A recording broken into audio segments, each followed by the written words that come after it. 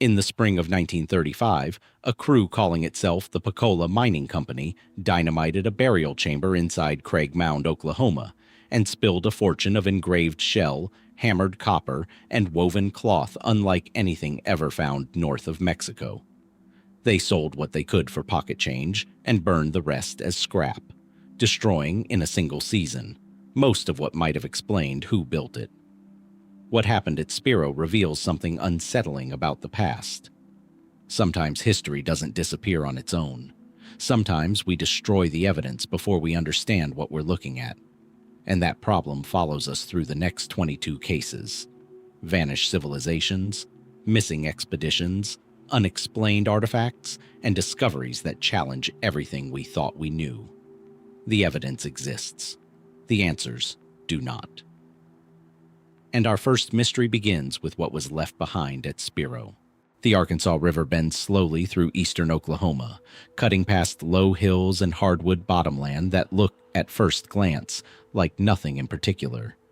But rising from that floodplain are 12 earthen mounds, the largest reaching more than 30 feet high, arranged with a precision that no accident of erosion could produce.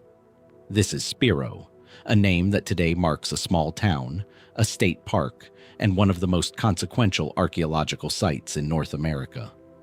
And for centuries, almost no one outside the region knew it was there. The mounds were built in stages, beginning around 800 AD, by a people archaeologists now associate with the broader Caddoan Mississippian culture. By the 1200s and 1300s, Spiro had become something more than a settlement.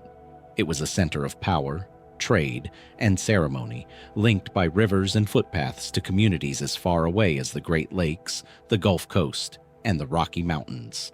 Objects recovered from the site tell that story on their own. Whelk shells from Florida, copper from the Great Lakes region, mica sheets, galena, and obsidian, all carried hundreds of miles to a location that, on a modern map, looks almost inland and isolated. At the center of the site stands Craig Mound, and it is here that the story turns strange. In 1935, during the depths of the Great Depression, a group of local men leased the mound and began digging, not as archaeologists, but as treasure hunters operating under the name the Pocola Mining Company. What they found inside stunned even seasoned researchers when word got out. A hollow chamber built of cedar poles and packed earth, containing thousands of objects.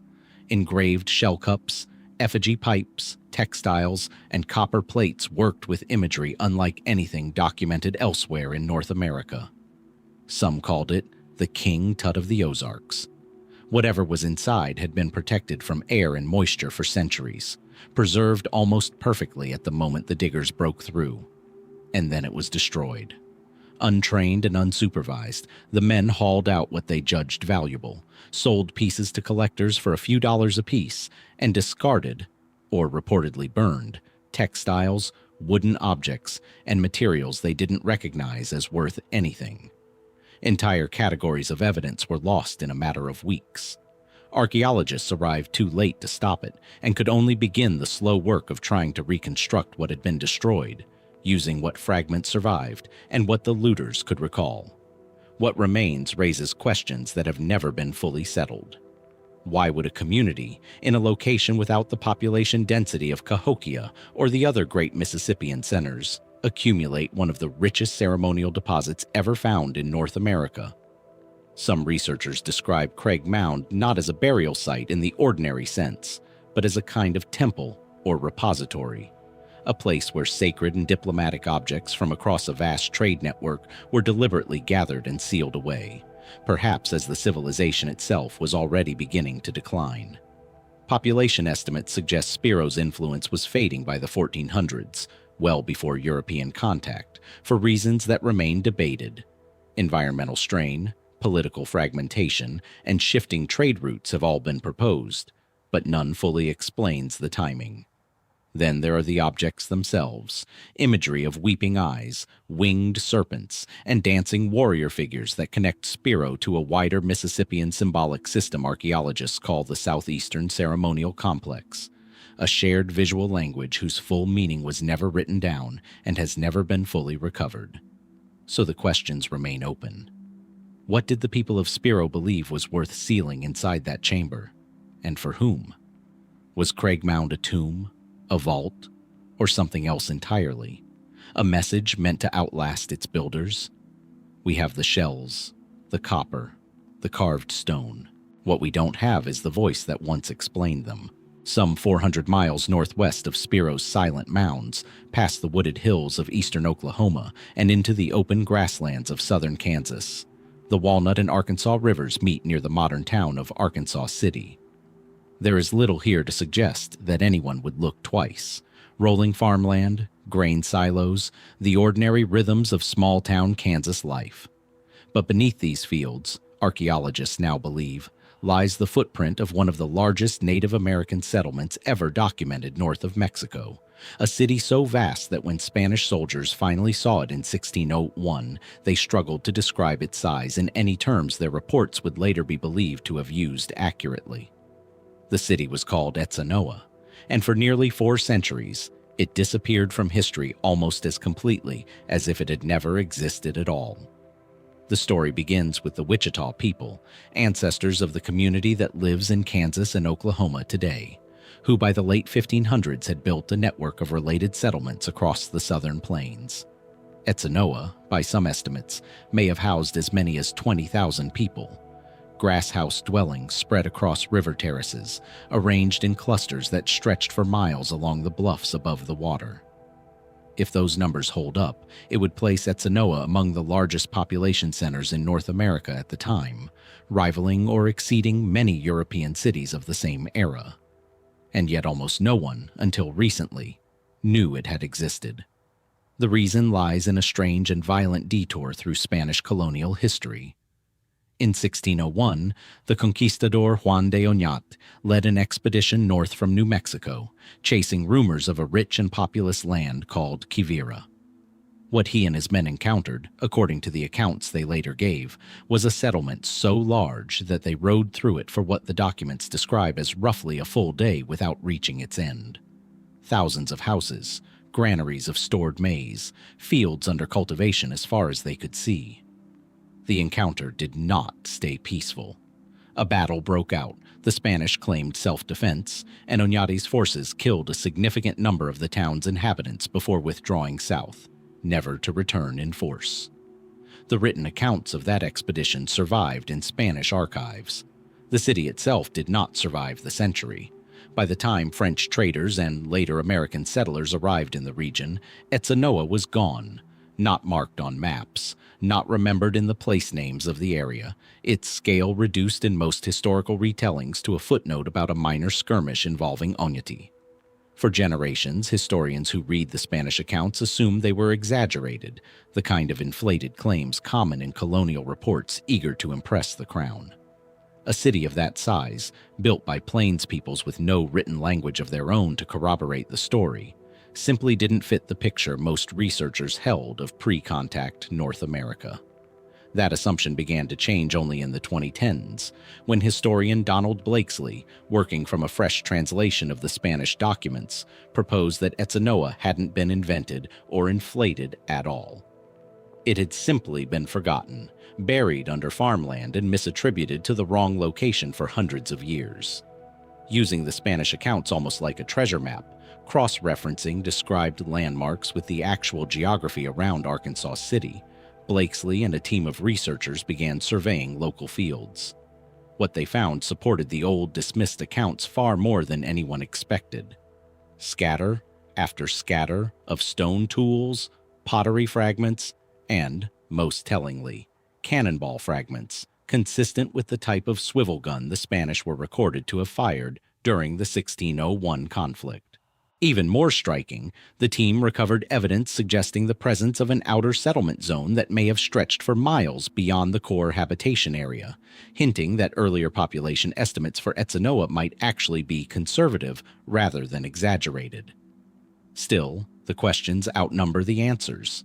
If Etzanoa truly held close to 20,000 residents, why does so little physical evidence survive above ground today? Farming, erosion, and centuries of undocumented artifact collecting have almost certainly destroyed or scattered much of what once marked the city's boundaries. But how much of the story has been lost permanently, and how much is still waiting under Kansas topsoil for the right excavation? There are deeper puzzles, too. Etzanoa appears to have been part of a loosely connected web of Wichita settlements the Spanish called the Kingdom of Quivira, a name that itself carries an older, stranger history, tied to the same Quivira that Francisco Vázquez de Coronado had gone searching for in 1541, chasing rumors of golden cities that, in his case, turned out not to exist in the form he imagined. Was Etzanoa the very place Coronado failed to recognize, walking past or near it 6 decades before Oñate's more violent encounter? And why, if this civilization was so large and so established, does it vanish so quickly from the historical and archaeological record after 1601? Not slowly fading like a declining population, but seeming to drop away almost entirely within a generation or two? Some researchers point to the era's documented waves of European-introduced disease, sweeping ahead of colonial contact through trade networks and travel routes faster than the Europeans themselves. Others suggest warfare, drought, or a combination of pressures that simply made the site unsustainable. No single explanation has been confirmed, and the excavation of Etzanoa remains even now in its early stages, a handful of research seasons attempting to map a city that may have taken generations to build.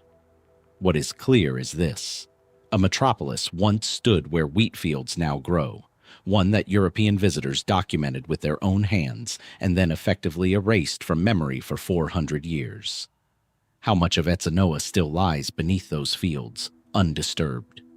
And how many other Etzanoas, cities the size of small nations hidden beneath the ordinary soil of the American interior, might still be waiting for someone to finally believe the old accounts were telling the truth all along?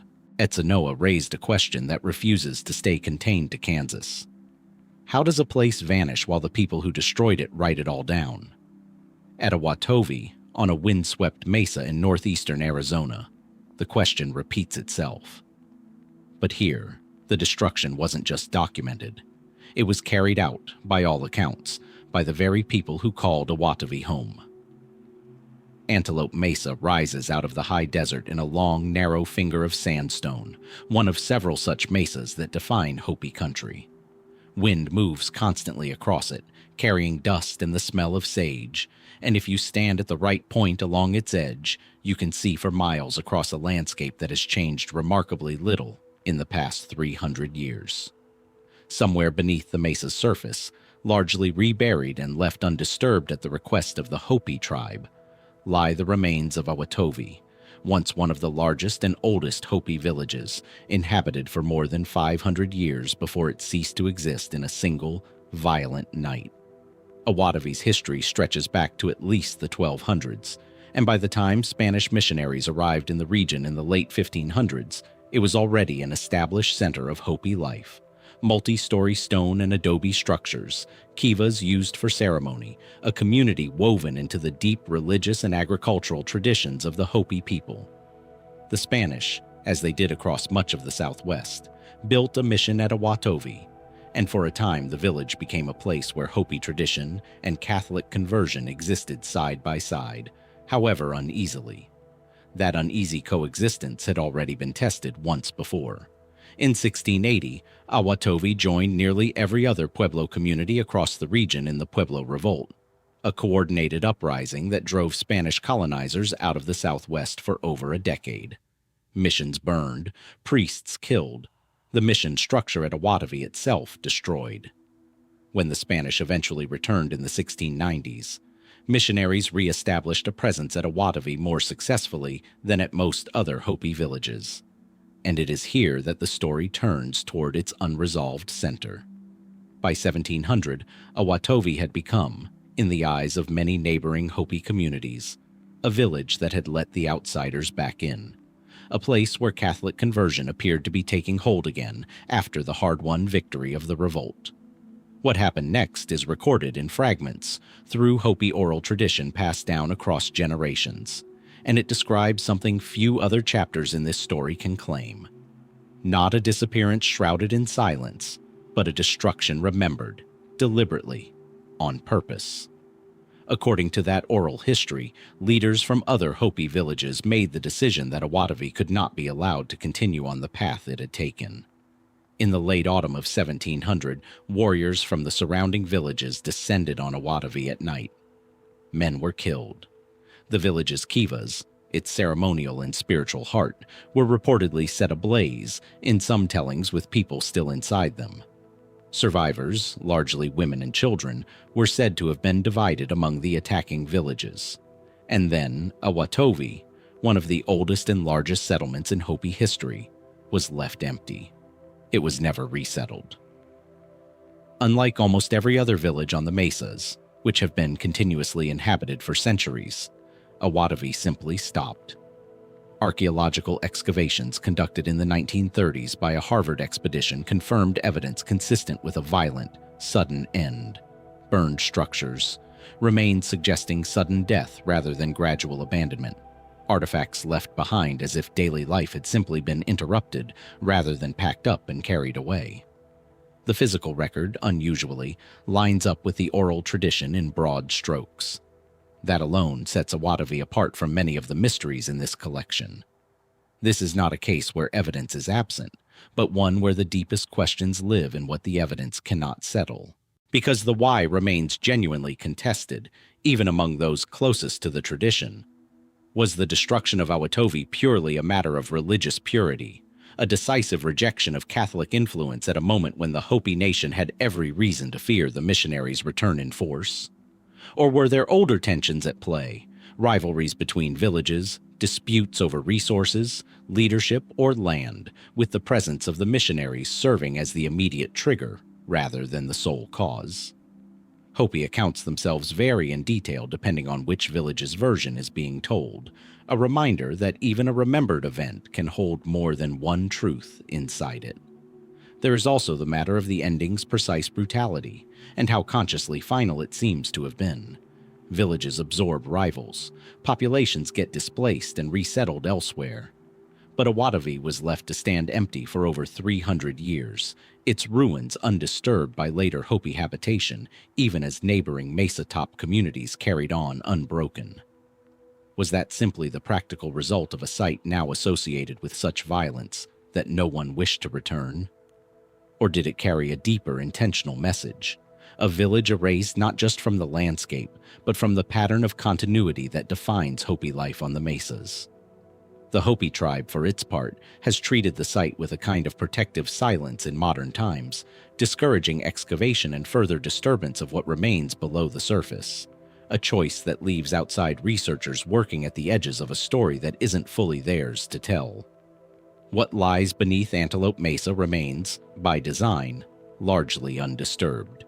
So the mesa keeps its dead, and its silence, in a way none of the sites before it have. Etzanoa disappeared because its story was forgotten. Awatovi disappeared because someone made absolutely certain it would never continue. And even now, the full reasoning behind that choice belongs more to memory than to record. What exactly was being protected by its destruction? And what does it mean that a story this well-remembered can still refuse to be fully explained? South and west of Antelope Mesa, where the high plateau country of the Hopi gives way to the low desert basin of central Arizona, the land changes character entirely. Here, along the Gila River, saguaro cacti stand sentinel over a valley that reaches temperatures few civilizations would choose to call home. And yet for well over 1,000 years, one of the most sophisticated engineering societies in North America thrived here, in a settlement now known somewhat unglamorously as Snaketown. The name itself is not ancient. It was given by archaeologists in the 20th century, borrowed from a nearby place name used by the Akamel Odom, the Pima people who are believed to be descendants of the civilization that once occupied this site. The people who actually built Snaketown are known to researchers today as the Hohokam, though even that word is not what they called themselves. It comes from an Odom term often translated as those who have gone, or the vanished ones, a name assigned by later generations looking back at ruins whose builders had already become a memory by the time written history arrived to ask questions. Snaketown began to take shape as early as 300 BC and grew, over the following centuries, into a settlement of remarkable scale and ambition. At its height, it may have been home to 1,000 or more residents, but its true significance lies less in its population than in what its people built beneath and around it. An irrigation system of canals stretching for hundreds of miles across the Gila and Salt River valleys, engineered with a precision that allowed farming to flourish in a landscape that receives, in an average year, only a handful of inches of rain. Some of these canals were dug more than 20 feet wide and ran for over 10 miles, moving water with a level of hydrological sophistication that archaeologists once assumed only the great civilizations of Mesoamerica could achieve this far north. The Hohokam left behind other evidence of a culture in close contact with the wider world. Ball courts, similar in form to those found in Mesoamerican cities, have been excavated at Snaketown and elsewhere in Hohokam territory, suggesting cultural or trade connections stretching south toward Mexico. Copper bells, macaw feathers, and other exotic goods, none native to the Arizona desert, have turned up in Hohokam sites, carried along trade routes whose full extent is still being mapped. Etched shell jewelry recovered from the region shows a technique, using fermented cactus juice as an acid resist to etch designs into shell, that some researchers consider one of the earliest known uses of acid etching anywhere in the world, developed independently, as far as anyone can tell, of any outside influence. For all this sophistication, though, Snaketown's story ends the way so many others in this collection do. Not with a clear final chapter, but with a slow fade into archaeological silence. Sometime around 1450, after more than 17 centuries of continuous or near-continuous occupation, Snaketown was abandoned. Not just Snaketown either. Across the wider Hohokam world, large villages and their elaborate canal networks were largely emptied within the same general period, the great engineering project of the desert allowed to silt up and fall still. Why a civilization capable of transforming a desert into farmland would walk away from all of it remains one of the most debated questions in southwestern archaeology. The most widely accepted explanations point to environmental pressure. Tree ring records suggest a series of severe droughts struck the region in the 1400s, interspersed with catastrophic flooding events that may have overwhelmed and damaged canal systems faster than they could be repaired. A society this dependent on precisely engineered water flow may have simply reached a point where the environment stopped cooperating with the infrastructure built to tame it. But drought and flood alone may not account for everything. Some researchers point to signs of social stress in the archaeological record near the end of Hohokam occupation, evidence of conflict, shifting settlement patterns, and changes in ceremonial practice that suggest internal pressures compounding the environmental ones. Others have proposed that the very success of the canal system carried the seeds of its own failure, that centuries of irrigation gradually increased the salinity of the soil until the land itself became less willing to sustain the population it once supported. None of these explanations, on their own, has been shown to fully account for how completely and how broadly the abandonment occurred. And there is a deeper question that lingers beneath the environmental one. The Hohokam did not vanish as a people. Their O'odham descendants remain in the region today, and continuity between the two cultures is generally accepted by researchers. But the particular way of life built at Snaketown, the scale of the canals, the ball courts, the far-reaching trade networks, was never fully reconstituted. Something was lost in the transition, even if the people themselves were not. What made a civilization capable of engineering a river system across hundreds of miles of desert decide, or find itself forced to let that system go quiet? Was it a slow accumulation of environmental failure, a breaking point reached gradually over generations? Or did something more sudden tip a fragile balance that had held, remarkably, for over 1,000 years? The canals are still there, beneath the modern valley, traceable in aerial photographs and soil marks, a signature of ambition whose ending was never written down. The canals beneath the Gila Valley left one kind of signature, a system of engineering so deliberate that its outline still shows from the air, 7 centuries after the water stopped moving through it. Some 300 miles to the northeast, near the modern town of Springerville, Arizona, Another people left their own signature in the earth, though this one was carved not into soil, but into stone, jagged, black, and unmistakable. The Spanish who later passed through this high volcanic plateau called it Malpaís, Badlands, for the sea of sharp basalt that spills across the landscape. Rising from the edge of that lava flow is a sight that still resists easy explanation. Casa Malpaís, built by the Mogollon people, a farming culture whose settlements once stretched across what is now eastern Arizona and western New Mexico. Casa Malpaís was occupied primarily between roughly 1250 and 1400 AD, during the same broad era in which so many great southwestern communities were reaching their peak, and then, one after another, going quiet. What sets Casa Malpaís apart from a typical village site is not simply its age, but its ambition. Built directly into and around the volcanic escarpment, the site includes room blocks constructed from the very basalt that surrounds them, a great kiva larger than almost any other found in the region, and, carved with evident purpose into the solid rock, a staircase that descends into the earth toward a series of natural fissures and caves beneath the settlement. That staircase, more than almost any other single feature at Casa Malpaís, is what has kept researchers returning to the site for decades. It was not a casual addition. Cut methodically into solid basalt, it leads down into a network of volcanic tubes and crevices that riddle the ground beneath the village. Passages that, in some places, extend for a considerable distance underground. Archaeologists have documented what appear to be deliberately placed stones and possible ceremonial markers within these subterranean spaces, suggesting the tunnels were not simply explored out of curiosity, but were incorporated, in some organized way, into the spiritual or ceremonial life of the community above. Exactly what took place down there, though, is a question the physical evidence has never fully answered. Above ground, Casa Malpaís reveals a community that was, in most visible respects, a fairly typical Mogollon settlement.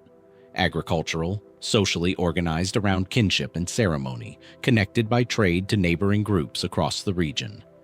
Pottery recovered from the site links it to broader exchange networks stretching toward Hohokam territory to the southwest and ancestral Puebloan communities to the north, echoing the same web of trade and cultural contact that shaped so much of the pre-contact Southwest. In that sense, Casa Malpaís fits neatly into the wider pattern already familiar from Snaketown and elsewhere. A farming people, embedded in regional networks, building a life suited to a difficult landscape.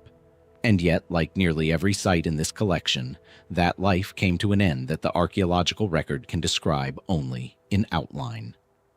By around 1400, Casa Malpaís appears to have been abandoned, joining what researchers sometimes call the broader Mogollon collapse, a period in which Mogollon communities across the region were largely depopulated within the span of a few generations, their people apparently dispersing into or merging with other Puebloan groups to the north and east. The pattern mirrors what happened among the Hohokam to the southwest and among ancestral Puebloan communities elsewhere in the southwest during roughly the same century. Drought, resource strain, and shifting social conditions are all cited as likely contributing factors, and tree ring data from the period does show significant climatic instability across the region, but general explanations for regional decline don't fully account for the specific, deliberate strangeness of Casa Malpaís itself. Why would a community go to the trouble of hand-carving a stairway into solid volcanic rock, leading down into tunnels that offered no obvious practical or agricultural benefit? Sites incorporating caves or underground features into ceremonial life are not unknown elsewhere in the ancient Americas. But the scale and permanence of the effort here, cutting directly into basalt rather than following a naturally accessible opening, suggests the underground space held a significance the surviving record can gesture toward but never fully explain. Was it viewed as an entrance to another realm, a place tied to origin stories or the movement of the dead? Was it used for initiation, for storage, for something more mundane that simply left no trace? The stones placed within the tunnels hint at intention. They do not explain it. There is also the matter of timing. Did the ceremonial use of the tunnels continue right up until the community's final years? Part of whatever practices sustained Casa Malpaís through its last difficult seasons? Or had the tunnels already fallen out of use by the time the surface settlement was abandoned, a tradition quietly discontinued before the larger departure that followed? The excavated evidence offers fragments of an answer, but not a complete one. What remains today is a black rock landscape holding a staircase that leads underground for reasons no one now living can fully account for. The Mogollon who built it left no writing to explain their purpose, and the descendants who may carry pieces of that tradition forward have their own accounts, not always shared outside the community, of what such places meant. So the tunnels beneath Casa Malpaís stay as they were found, marked, deliberate, and silent. What were they meant to hold? And what did the people above ground believe waited for them, down in the dark, beneath the lava they had built their lives upon? Picture cold water moving over limestone, a river bending through hardwood forest under a sky heavy with early autumn cloud. Somewhere below the surface, the current pulls gently at a fish weir built of stone and stakes, structures still holding their shape long after the hands that placed them are gone. This is the Crawfish River in southern Wisconsin, and on its banks stands a settlement whose very name was born from a 19th century mistake, one that has shaped how the site has been understood and misunderstood ever since. In 1836, a surveyor named Nathaniel Heyer came across a series of earthen walls and platform mounds along the river, and, struck by their apparent similarity to descriptions of Aztec ruins he had read about, named the site Aztalan, under the mistaken belief that he had stumbled upon a lost outpost of the Aztec civilization, or perhaps the mythical northern homeland the Aztecs themselves described as Aztlan. He was wrong about the connection. The people who built this settlement had no relationship to the Aztec Empire, which rose more than 1,000 miles to the south and centuries after Aztalan's own story had already ended. But the name stuck, and it stands today as a small, permanent reminder of how easily a real mystery can be buried under a false one. The truth of Aztalan is, in its own way, no less remarkable.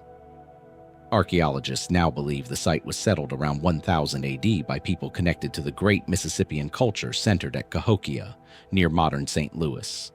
The same broad cultural tradition, built around platform mounds, maize agriculture, and complex social hierarchy that shaped so much of the pre-contact eastern woodlands. Aztalan appears to represent one of that culture's northernmost outposts, a settlement enclosed by a substantial stockade wall built from log posts packed with clay, reinforced at intervals by projecting bastions, a defensive design suggesting the community anticipated, or had already experienced, real threats to its safety. Within those walls, Aztalan's residents built platform mounds for ceremonial and elite use, much like their counterparts to the south, and left behind pottery, tools, and architectural styles that place them firmly within the Mississippian cultural sphere.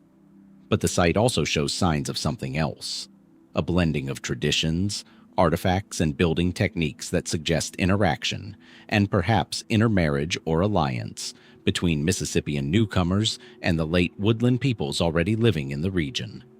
Aztalan, in other words, appears to have been a frontier community, a meeting point between two distinct cultural worlds, several hundred miles north of the Mississippian heartland. That frontier position may be part of what makes its ending so difficult to pin down. Sometime around 1200 AD, after roughly 2 centuries of occupation, Aztalan was abandoned. The stockade walls show evidence of burning in places, though whether this reflects a single violent event, repeated conflict over time, or simply accidental fire remains debated among researchers. Excavations conducted in the 20th century, particularly by archaeologist Samuel Barrett in the 1920s, uncovered something that has fueled speculation and controversy ever since. Evidence interpreted by some as indicating cannibalism based on the condition and placement of certain human remains found at the site. That interpretation has never been fully settled. Some researchers have argued the evidence is consistent with mortuary practices documented elsewhere in Mississippian culture, involving the deliberate processing of the dead as part of funerary ritual rather than any hostile act. Others maintain the evidence points toward violence, possibly connected to warfare between Aztalan's inhabitants and outside groups, or even conflict within the community itself as pressures mounted in its final years. The debate has never fully resolved, in part because early 20th century excavation techniques were far less careful than modern standards would require, leaving later researchers to interpret evidence that cannot now be re-examined in its original context. What caused the abandonment itself is equally uncertain. Climate change affecting agricultural yields, resource depletion from 2 centuries of concentrated habitation, growing conflict with neighboring peoples, or a breakdown in the trade and political relationships that connected Aztalan to the wider Mississippian world have all been proposed. Some archaeologists suspect a combination of factors gradually made the frontier position that once made Aztalan valuable, a bridge between cultural worlds, untenable, turning an asset into a liability as regional tensions shifted. No single piece of evidence has proven decisive. The mounds and reconstructed stockades still stand today at Aztalan State Park, protected and partially rebuilt for visitors to walk among. But the walls' scorched timbers, whatever caused them, and the disputed remains uncovered within the settlement's boundaries, continue to resist a single, agreed-upon story. Was Aztalan destroyed in violence, its final chapter written by conflict between the peoples whose blending had once defined it? Or did the fire and the unsettling burial evidence belong to practices whose full meaning simply didn't survive into the written record? The river still bends past the old stone weir, indifferent to the question. What exactly ended at Aztalan, and why, remains, even now, an open account.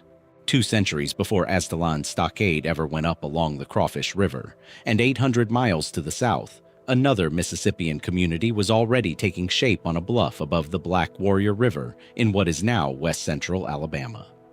By the time Aztalan's people were building their frontier outpost in the north, this southern settlement, Moundville, was approaching the height of a power that, in its era, had few equals anywhere in North America. The site sits on a terrace above the river, a broad plateau that today holds 29 earthen mounds arranged around a central plaza, the whole complex once enclosed by a bastioned wooden palisade nearly 1.5 miles long. At its peak around 1200 to 1300 AD, Moundville is believed to have been one of the largest urban centers north of Mexico, surpassed in scale among Mississippian sites only by Cahokia itself. Where Aztalan represented a frontier outpost of Mississippian culture, Moundville was closer to its beating heart, a political and ceremonial capital whose influence radiated outward across a wide swath of the American Southeast. The scale of planning here is difficult to overstate. The mounds are arranged with clear intentionality around the plaza, generally understood by archaeologists to reflect a social hierarchy made visible in earth. Larger mounds associated with higher status residences and ceremonial functions, their placement encoding a kind of civic order that visitors and residents alike would have read instinctively, the way a modern city's skyline signals which buildings hold power. Excavated burials at Moundville have produced some of the finest surviving examples of Mississippian art anywhere. Engraved shell gorgets, ceremonial stone pallets, copper artifacts, and elaborately worked effigy vessels, many decorated with the same symbolic vocabulary of raptors, serpents, and weeping eye motifs found at Spiro and across the wider southeastern ceremonial complex.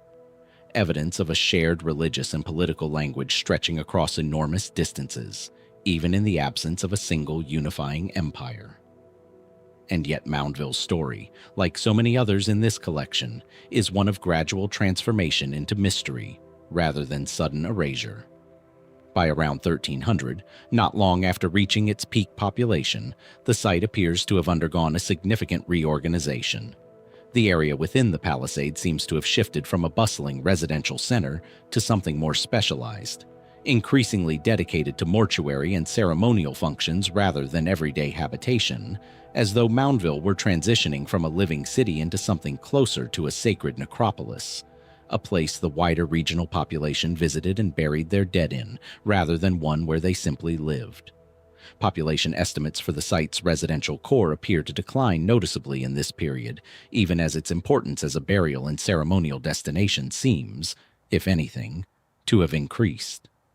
Why a capital at the height of its influence would begin hollowing out its own residential population remains one of the harder questions in Mississippian archaeology.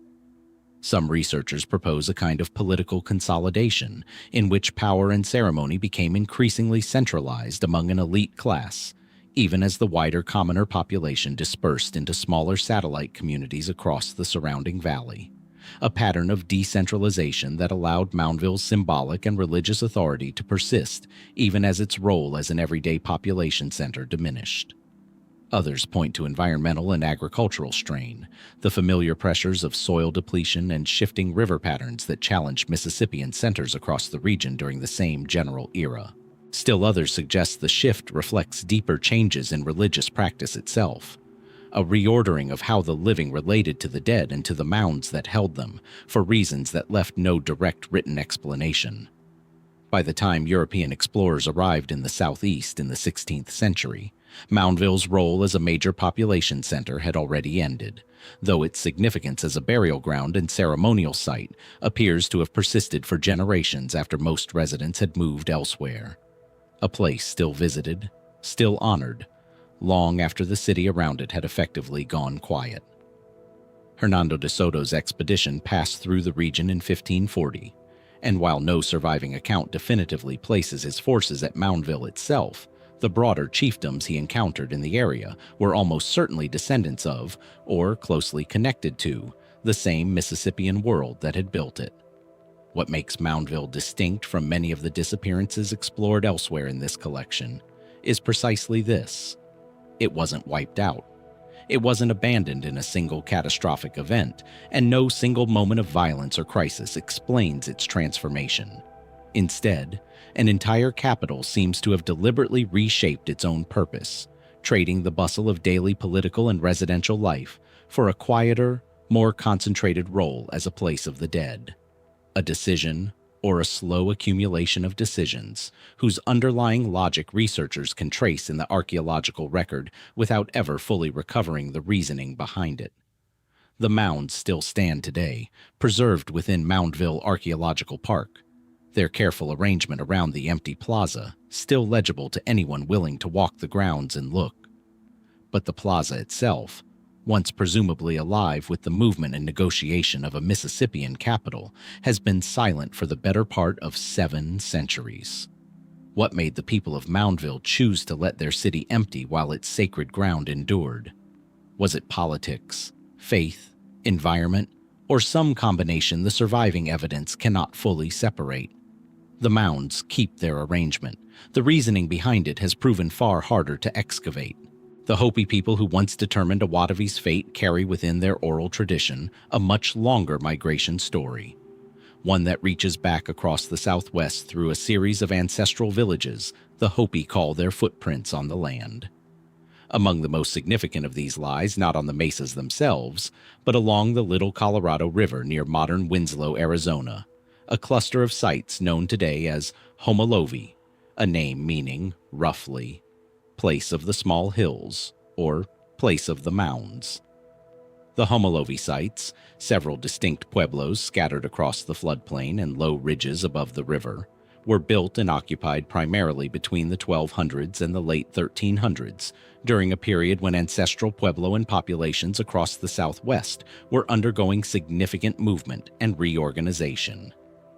Homol'ovi the Frumers Urdesan III and Sever, as archaeologists have designated them, together represent one of the more substantial population centers of this era in northern Arizona, with Homol'ovi II alone estimated to have contained more than 1,000 rooms at its peak.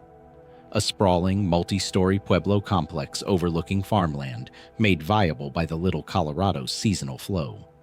For the Hopi, these sites are not simply archaeological curiosities to be excavated and explained from the outside. Hopi oral tradition identifies Homol'ovi as one of the ancestral villages occupied during the long clan migrations that eventually led different Hopi clans to settle on the mesas to the north, part of a broader spiritual and historical framework in which the ruins scattered across the Southwest are understood not as a lost, vanished culture, but as an intentional, remembered chapter in the Hopi people's own history. This framing itself sets Homol'ovi apart from many sites in this collection. Here, the mystery is not a total absence of explanation, but a case where the fullest explanation available exists in a form, oral tradition, held and interpreted by the Hopi themselves, that operates by different rules than the material evidence archaeologists are trained to read. That material evidence tells its own partial story. Pottery recovered from the Homol'ovi sites shows clear connections to both the ancestral Puebloan traditions of the Colorado Plateau to the north and the Hohokam-influenced cultures to the south, positioning Homol'ovi as another of the Southwest's frontier meeting points, much like Aztalan far to the north, a place where distinct cultural currents appear to have mixed. Macaw remains, and imagery, similar to finds elsewhere in the region, suggest continued trade contact reaching south toward Mexico. And like so many of its contemporaries, Homol'ovi shows signs of increasing population pressure and eventual, relatively swift depopulation toward the end of the 1300s, its residents dispersing, according to both archaeological inference and Hopi tradition, toward the mesas that would become the modern Hopi homeland. Here again, though, the specific mechanics of the ending resist easy summary. Archaeological surveys suggest the abandonment of the Homol'ovi villages coincided with the same period of regional drought and climatic instability that affected ancestral Puebloan communities across the Colorado Plateau in the late 13th and 14th centuries. The same broad pattern of environmental stress implicated at Casa Malpaís and across the wider Mogollon world.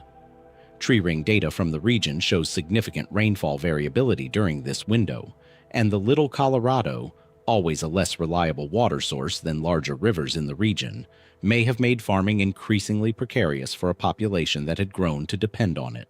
But Hopi tradition frames the departure from Homol'ovi in different terms, not simply as an environmental retreat, but as one stage within a much longer, spiritually directed migration, in which clans moved across the landscape according to instructions and covenants understood to predate the settlements themselves. In this framing, the why of abandonment isn't a puzzle to be solved through soil samples and tree rings alone. It's already answered, within a tradition that treats the migration itself as meaningful rather than as a response to crisis. The tension between these two ways of understanding Homol'ovi, one seeking external empirical causes, the other already possessing an internal traditional answer, is itself one of the more quietly fascinating aspects of the site, a reminder that unexplained can sometimes mean something closer to explained differently than we expect. Excavations at Homol'ovi, conducted with considerable Hopi involvement and oversight in more recent decades, have proceeded more collaboratively than at many southwestern sites, an approach that has allowed some of this tension to be acknowledged rather than resolved in favor of one framework over the other. Rooms have been documented, ceramics cataloged, architectural sequences mapped. And still, questions particular to Homol'ovi persist. Why did 4 distinct village clusters develop so close together along this stretch of river, rather than consolidating into one larger settlement? What determined the specific timing of each village's abandonment, given that not all of the Homol'ovi sites appear to have emptied simultaneously? Today, Homol'ovi State Park preserves the low mounds and scattered pottery sherds that mark where these villages once stood, the Little Colorado still running, thin and seasonal, past ruins that its builders' descendants still visit and recognize as their own. What remains open, even here, is not simply a question of cause but of interpretation. How much of Homol'ovi's story belongs to the tools of archaeology, and how much belongs properly to the people who never stopped considering it home? Notice how often in this collection, the story of an ending arrives secondhand, filtered through Spanish chroniclers, Hopi oral tradition, or archaeologists reading soil and ash centuries after the fact. Rarely does European contact happen to catch a Mississippian capital still functioning, still occupied, in the brief window before its final unraveling. At Menard-Hodges, on the lower reaches of the Arkansas River near modern Arkansas Post, that window may have opened. And what was recorded there has left researchers arguing, still, over what exactly they were looking at. The Menard-Hodges site sits on a bend of the Arkansas River in the state's southeastern lowlands, a landscape of bottomland hardwood forest and slow, silt-laden water, quite different from the high desert mesas explored earlier in this collection. Two principal mounds remain today, a large platform mound once topped by a structure of importance, and a second, smaller mound nearby, the visible remnants of what was once a substantially larger Mississippian ceremonial and political center, home to a people archaeologists associate with what is known as the Quapaw phase, or, in some interpretations, an earlier and related Mississippian tradition that preceded the Quapaw people documented by later French explorers in the same region.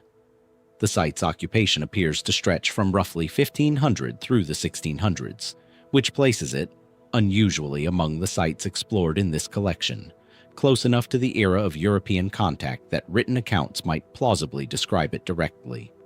And that is precisely where Menard-Hodges becomes genuinely contested territory. Many archaeologists and historians have proposed that Menard-Hodges is the site the Spanish chroniclers of the Hernando de Soto expedition called Anilco, or referenced among the province of Aquicho, or Casqui. Mississippian polities de Soto's expedition passed through, and in some cases fought, during their journey along the lower Mississippi and Arkansas River valleys in 1541 and 1542. If that identification is correct, Menard-Hodges would be one of the very few sites in this entire collection with something close to a first-hand European account of a still-living Mississippian capital, a rare case where the story doesn't have to be reconstructed entirely from silence. The chronicles describe fortified towns, temple mounds, chiefs carried in litters, elaborate diplomatic ceremony, and in several accounts, brutal conflict as de Soto's expedition moved through the region demanding food, guides, and submission from local leaders. But identifying precisely which archaeological site corresponds to which named province in the Spanish accounts has proven remarkably difficult, and Menard-Hodges' identification as Anilco or a related Quapaw phase capital remains a matter of ongoing scholarly debate rather than settled fact. The chronicles were written to serve their own purposes, often years after the events they describe, by men more interested in justifying conquest and impressing the Spanish crown than in producing a precise ethnographic record.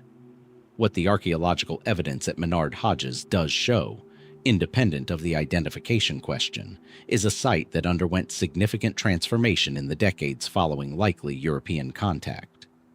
Excavations have recovered European trade goods at the site: glass beads, metal fragments, and other items that could only have arrived through direct or indirect contact with Spanish, or later, French expeditions moving through the region. Their presence confirms that whoever lived at Menard-Hodges was drawn into the network of contact, exchange, and disruption that European arrival set in motion across the Mississippi Valley, whether or not this particular settlement was the exact town de Soto's chroniclers described. And here the mystery deepens rather than resolves.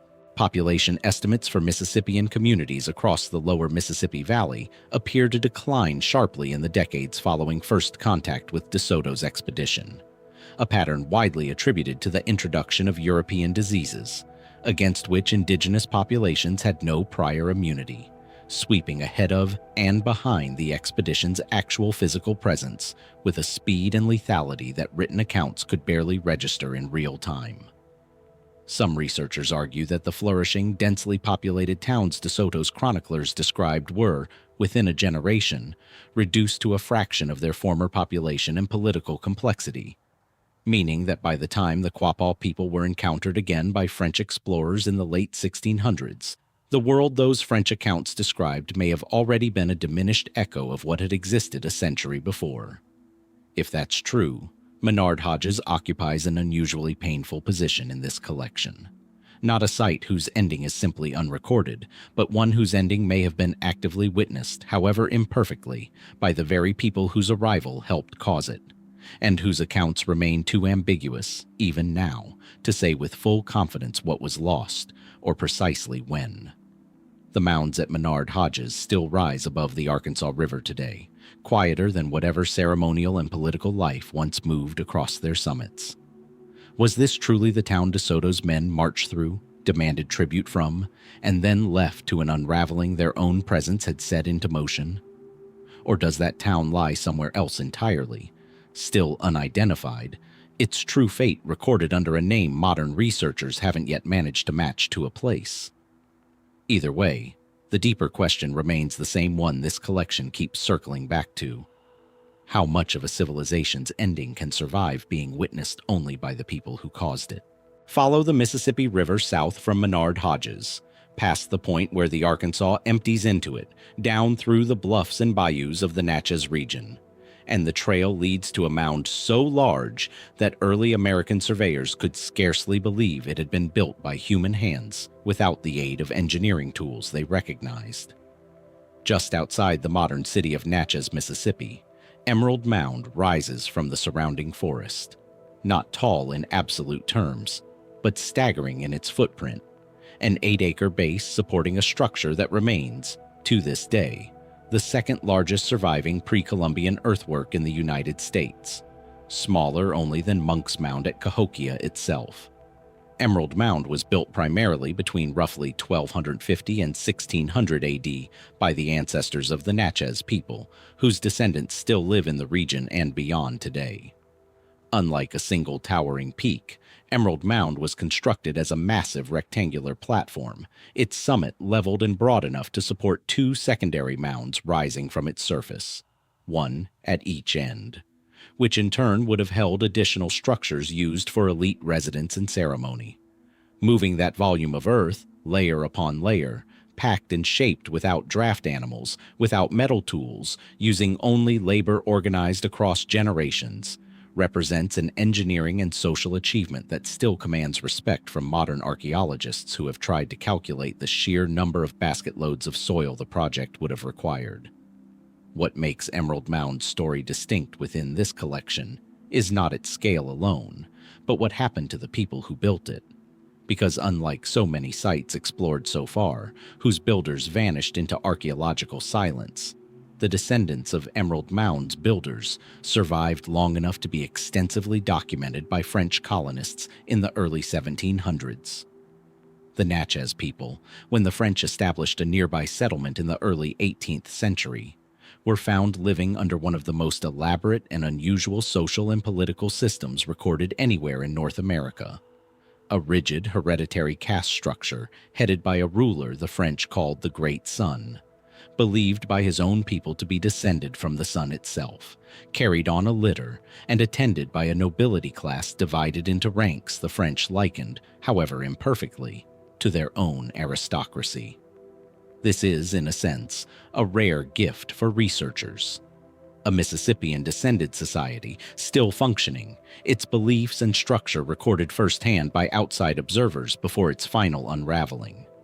And yet that gift comes with its own layer of mystery, because the French accounts, detailed as they are, describe a Natchez civilization that was already believed by many archaeologists to be operating at a fraction of its former scale and complexity, a diminished continuation of a Mississippian tradition whose peak, centered on sites like Emerald Mound itself, had already passed a century or more before the French ever arrived to write anything down.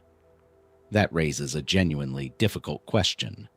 How much of what the French documented about Natchez society, the caste hierarchy, the sun-descended ruler, the elaborate mortuary and succession customs, reflects an ancient, stable tradition stretching back through Emerald Mound's construction, and how much reflects a society already reorganizing itself under the pressure of epidemic disease, disrupted trade networks, and the general upheaval that swept through the Mississippian world in the century following first contact elsewhere in the southeast. Archaeological evidence suggests Emerald Mound itself was largely abandoned as the primary ceremonial center sometime before 1600, with the Natchez political center shifting to the Grand Village site closer to modern Natchez by the time the French arrived, meaning the very mound that most impresses visitors today had already passed out of active use as a capital before the documented history of the Natchez people, as the French understood it, truly begins. Why the shift away from Emerald Mound occurred remains unresolved. Some researchers propose the familiar pattern of environmental and agricultural strain common across so many Mississippian sites in this era. Others suggest political reorganization, perhaps a consolidation or realignment of the various Natchez-related communities that once dotted the region into a smaller number of more defensible or more strategically positioned centers, of which the Grand Village eventually became preeminent. Still others point to the possibility that Emerald Mound's specific ceremonial role became obsolete or was deliberately superseded, its symbolic authority transferred elsewhere for reasons rooted in religious or political change that left no direct written trace, since the Natchez language and oral tradition, though it survived contact, was not extensively recorded on these specific historical questions, until long after the answers had already been lost to living memory. The Natchez people's story, tragically, did not end gently after French contact either. Escalating tension between the Natchez and French colonists erupted into open conflict in the 1720s, culminating in the Natchez Revolt of 1729 and brutal French retaliation that scattered, enslaved, or killed a substantial portion of the Natchez population, effectively ending the caste system and political structure the French had so carefully documented only years before. Survivors dispersed, some absorbing into other indigenous nations including the Muskogee, Cherokee, and Chickasaw, carrying fragments of Natchez language, ceremony, and identity forward into new contexts, even as the specific political system built around the Great Sun ceased to exist as an independent structure. So Emerald Mound stands today as a monument with an unusually layered kind of mystery attached to it. Not the total silence of a people who left no later trace, but the harder puzzle of a tradition partially recorded, partially reconstructed, and partially lost anyway, despite having survived long enough, in theory, to explain itself. The engineering that raised 8 acres of earth into a working ceremonial platform is not in question. What remains far less certain is what, exactly, was believed and practiced atop that platform in its earliest and most active centuries, before the political center moved on, before the French ever wrote a word, and before the revolt that finally silenced the system. European chroniclers thought they understood. Was Emerald Mound's active life a stable golden age, later distilled and modified into what the French observed at Grand Village?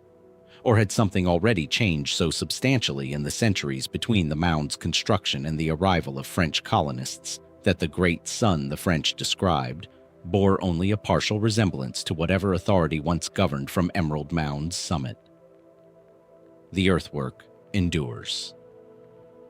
The precise shape of the belief system it was built to serve has proven far harder to hold on to.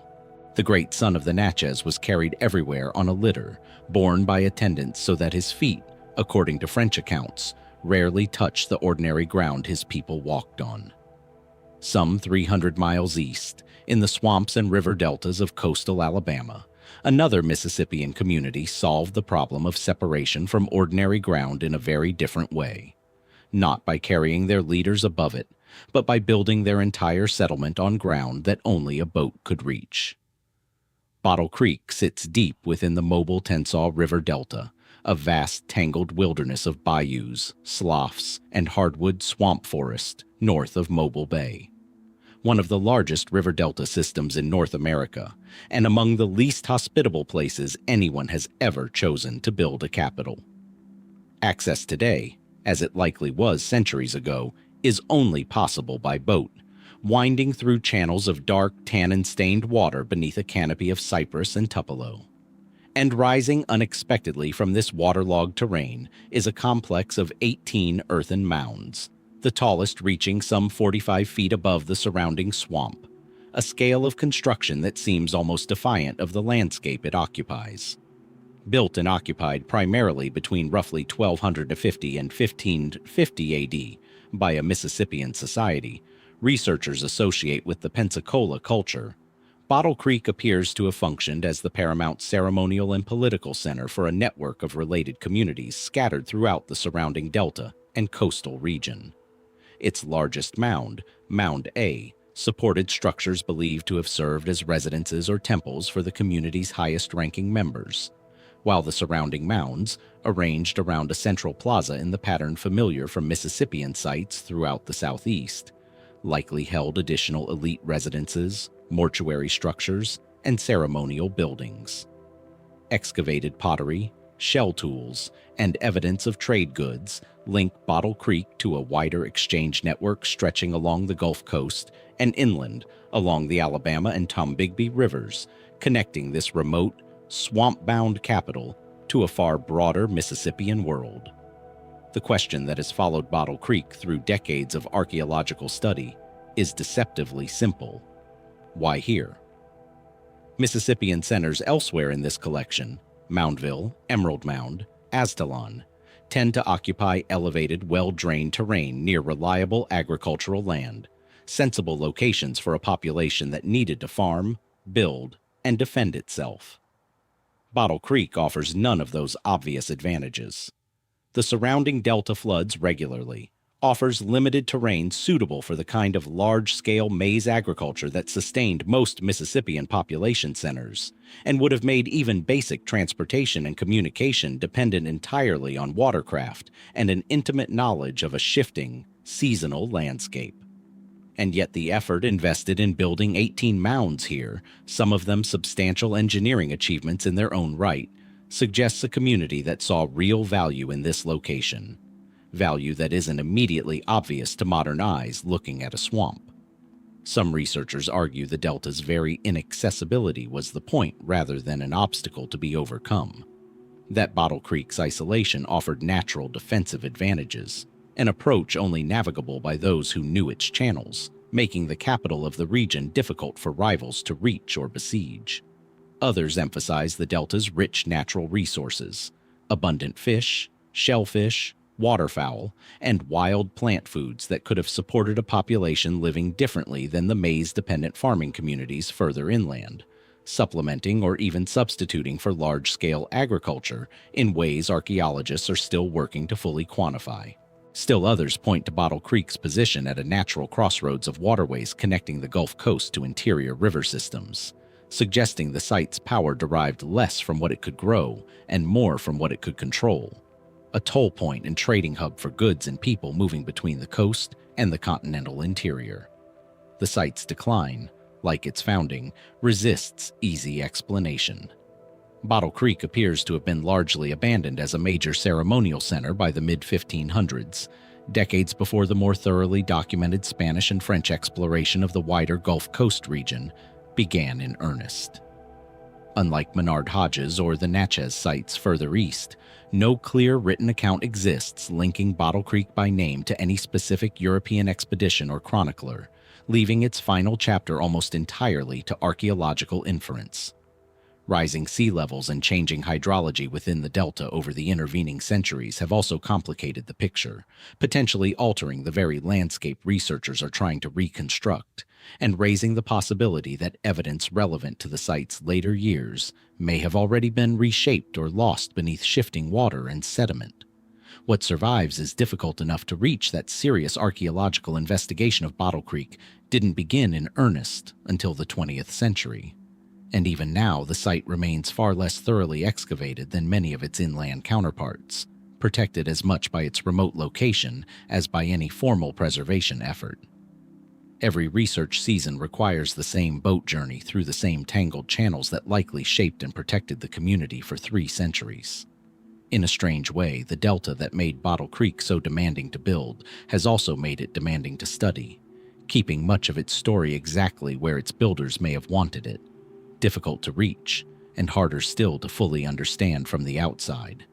So the mounds continue to rise from the swamp, 45 feet of engineered earth surrounded by water and cypress, a capital built in a place seemingly designed to be avoided rather than settled.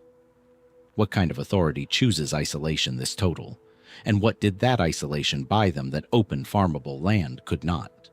The channels that once carried Bottle Creek's canoes still wind through the delta today, indifferent to the question, leading toward mounds that have kept their reasoning as well hidden as their location.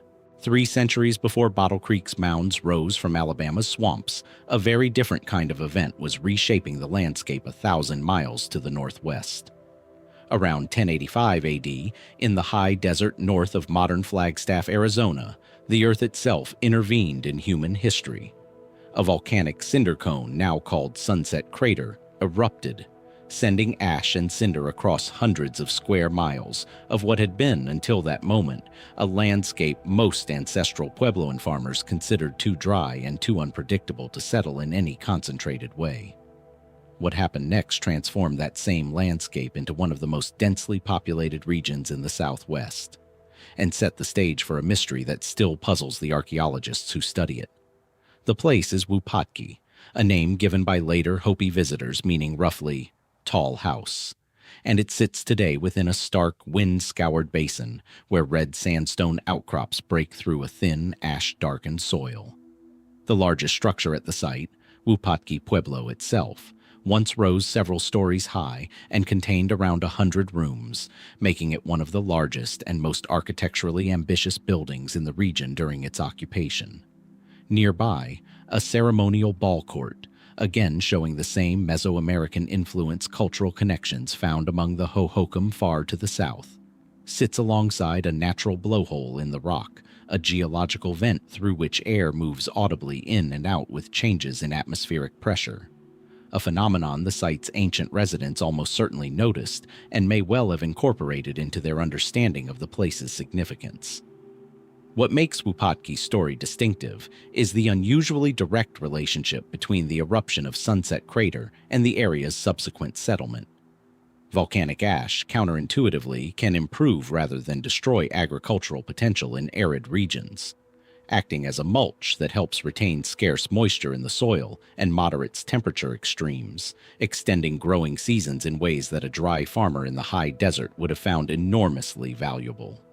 Archaeological evidence suggests that in the decades following the eruption, population in the Wupatki Basin increased dramatically, as farmers from ancestral Puebloan, Hohokam-influenced Sinagua, and other regional traditions moved into the newly ash-enriched landscape, drawn by farming conditions that hadn't existed in the area before and wouldn't last much beyond a single century. This convergence produced something unusual, a genuinely multicultural settlement where architectural styles, pottery traditions, and even the ball court itself point to a community drawing on ancestral Puebloan, Hohokam, Kohonina, and Sinagua influences all at once, blended together in a single population, living, working, and likely intermarrying across what had elsewhere remained more distinct cultural boundaries. In that sense, Wupatki represents an even more concentrated version of the frontier blending pattern seen at Aztalan and Homol'ovi, a boomtown born from a specific geological event, pulling together traditions that circumstance elsewhere kept largely separate. And like many booms, this one appears to have been temporary by design of the very forces that created it. By around 1225, roughly a century and a half after Sunset Crater's eruption, Wupatki was abandoned, its population dispersing, according to most archaeological reconstructions, into other communities across the region, including, quite plausibly, into the ancestral lines that Hopi oral tradition identifies as having passed through such places on their way toward the mesas. The most straightforward explanation offered for this decline involves the same volcanic ash that had made the boom possible in the first place. Its soil-enriching benefits are not permanent, and as wind and time gradually eroded and redistributed the ash layer, the exceptional farming conditions it created would have diminished, eventually returning the region closer to the marginal, unpredictable dryland farming environment it had been before 1085. But the timeline raises questions that a straightforward soil erosion story doesn't fully answer. 150 years is a long run for a boomtown, long enough that most of Wupatki's residents would have been born, lived, and died, knowing no other home, with little direct memory of a landscape before the mulch-like ash had made their way of life possible. Did the decline unfold as gradually as the ash's degradation would suggest? A slow, multi-generational tightening of agricultural margins that pushed families out one at a time over decades? Or did some more specific triggering event, a severe drought year, a particularly damaging flood, a shift in social or political relationships among the region's blended population, accelerate a departure that might otherwise have continued longer? There is also the deeper question the site's multicultural character raises. What held such a genuinely diverse population together for so long, across traditions that elsewhere in the Southwest tended to remain more separate? Was it simply shared economic necessity, farmers making the most of a shared resource for as long as it lasted? Or did Wupatki represent something more deliberately constructed, a functioning multicultural community bound by agreements, kinship ties, or shared ceremonial practices whose social architecture, unlike its stone architecture, left far less behind for archaeologists to reconstruct? The blowhole at Wupatki still breathes today, its steady exhale and inhale of underground air a detail every visitor to the site notices, and few can fully explain even now, geologically speaking. An apt companion, perhaps, for a settlement whose own rise and fall followed a rhythm dictated by forces just as invisible and just as difficult to predict. Sunset Crater still stands nearby, quiet for nearly 1,000 years, the volcanic scar that briefly transformed a marginal desert into one of the Southwest's most unlikely melting pots. What made that transformation possible is written clearly enough in the geology. What made the people who benefited from it eventually walk away, and what exactly they carried with them when they did, remains considerably harder to read. Some miles north of the Gulf, where the Ohio River bends wide and slow through the southern tip of Illinois, the land rises unexpectedly out of the floodplain. 10 mounds, some now cloaked in trees and prairie grass, some barely more than a swell in the earth, mark a place that archaeologists call Kincaid Mounds. Unlike the ruins of stone that draw pilgrims to Mexico or Peru, there are no soaring pyramids here, no carved facades weathering in the open air. What Kincaid offers instead is quieter, and in some ways, stranger. An entire city built almost exclusively from earth, wood, and human labor, raised and then, centuries later, deliberately left to the wilderness. Stand today on the tallest of these mounds, Mound 5 rising some 30 feet above the surrounding fields, and you are standing on what was once the platform for a structure of considerable importance. A temple, perhaps. A council house. A residence for someone whose authority the builders of this place thought worth elevating above everyone else. We do not know who that person was. We do not know their name, their title, or even with certainty what language they spoke. What we know is that around 1050 AD, a settlement began to grow here that would, within a few generations, become one of the largest and most complex population centers in what is now the American Midwest. Kincaid was part of the broader world of Mississippian culture, a term archaeologists use for a constellation of societies that flourished across the eastern half of North America between roughly 800 and 1600 AD. These were not the wandering, sparse populations that popular imagination sometimes assigns to pre-Columbian North America. They were farmers, engineers, and city builders. At its height, Kincaid may have supported a population in the low thousands, organized around a central plaza, defended by a palisade wall, and structured, as far as the mounds themselves suggest, around a clear hierarchy of status and ceremony. The site's excavation history begins in earnest in the 1930s, when archaeologists from the University of Chicago arrived and began the slow, painstaking work of trenching through the mounds. What they found confirmed that Kincaid was no minor outpost. Pottery shards bore intricate designs, shell-tempered ware decorated with motifs that echoed a shared visual language found at Mississippian sites hundreds of miles away, from Cahokia, near modern St. Louis, to Moundville in Alabama. Some of these designs, spirals, hands, weeping eyes, serpents coiled in impossible geometries, belong to what scholars now call the Southeastern Ceremonial Complex, a set of symbols and rituals that appear to have connected dozens of distant communities in a shared religious and political world. How that connection worked, through trade, through pilgrimage, through intermarriage, through something closer to a shared faith, remains a matter of careful, ongoing debate. And this is where the mainstream account, solid as it is, begins to run into its limits. Why, for instance, did the people of Kincaid choose this particular bend of river rather than settling closer to Cahokia, the far larger Mississippian center some 150 miles to the northwest. Why does the layout of the mound suggest a level of centralized planning, mounds aligned with apparent care to solstice points and cardinal directions, that implies not a slow, organic growth, but a deliberate, perhaps even sudden act of civic design? Archaeoastronomers who have studied the site note that several of the mound alignments correspond with notable precision to the rising and setting sun at the solstices. Was this coincidence, the natural byproduct of a grid laid out along the river's course? Or does it suggest a society whose leaders possessed a working, transmitted knowledge of the sky, encoded into the very geography of their city? Then there is the matter of the ending. Sometime around 1450 AD, after roughly 4 centuries of habitation, Kincaid was abandoned. Not destroyed, there is little evidence here of the violent conflagration seen at some other Mississippian sites, but simply, and apparently deliberately, left.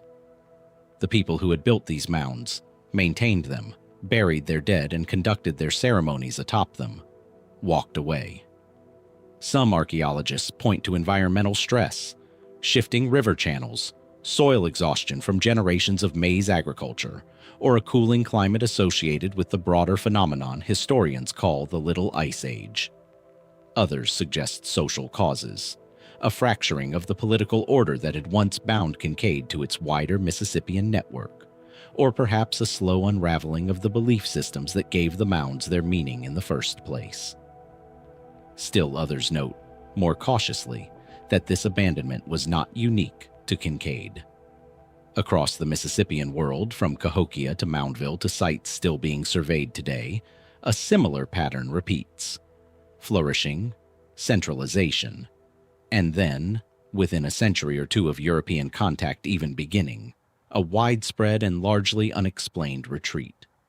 It is here that the more speculative voices enter the conversation. Some researchers outside the archaeological mainstream have pointed to the astronomical precision of Kincaid's layout as evidence of a lost body of scientific knowledge transmitted across the Mississippian world through channels we no longer have access to. Evidence, they argue, of a level of technical sophistication conventional narratives underestimate. Others have wondered whether the symbols of the southeastern ceremonial complex encode not merely religious motifs, but a kind of shared cosmology whose full meaning has simply been lost, its logic as inaccessible to us now as its language. These ideas sit at the edges of serious scholarship, embraced by some, dismissed by others. And it is not this film's place to settle that argument. What can be said is that the questions themselves, about knowledge, about memory, about how much a civilization can build and then let the earth quietly reclaim, are not so easily dismissed. Today, Kincaid Mounds is a quiet state historic site, visited by relatively few compared to Cahokia's crowds. Cattle graze near the base of mounds that once held temples.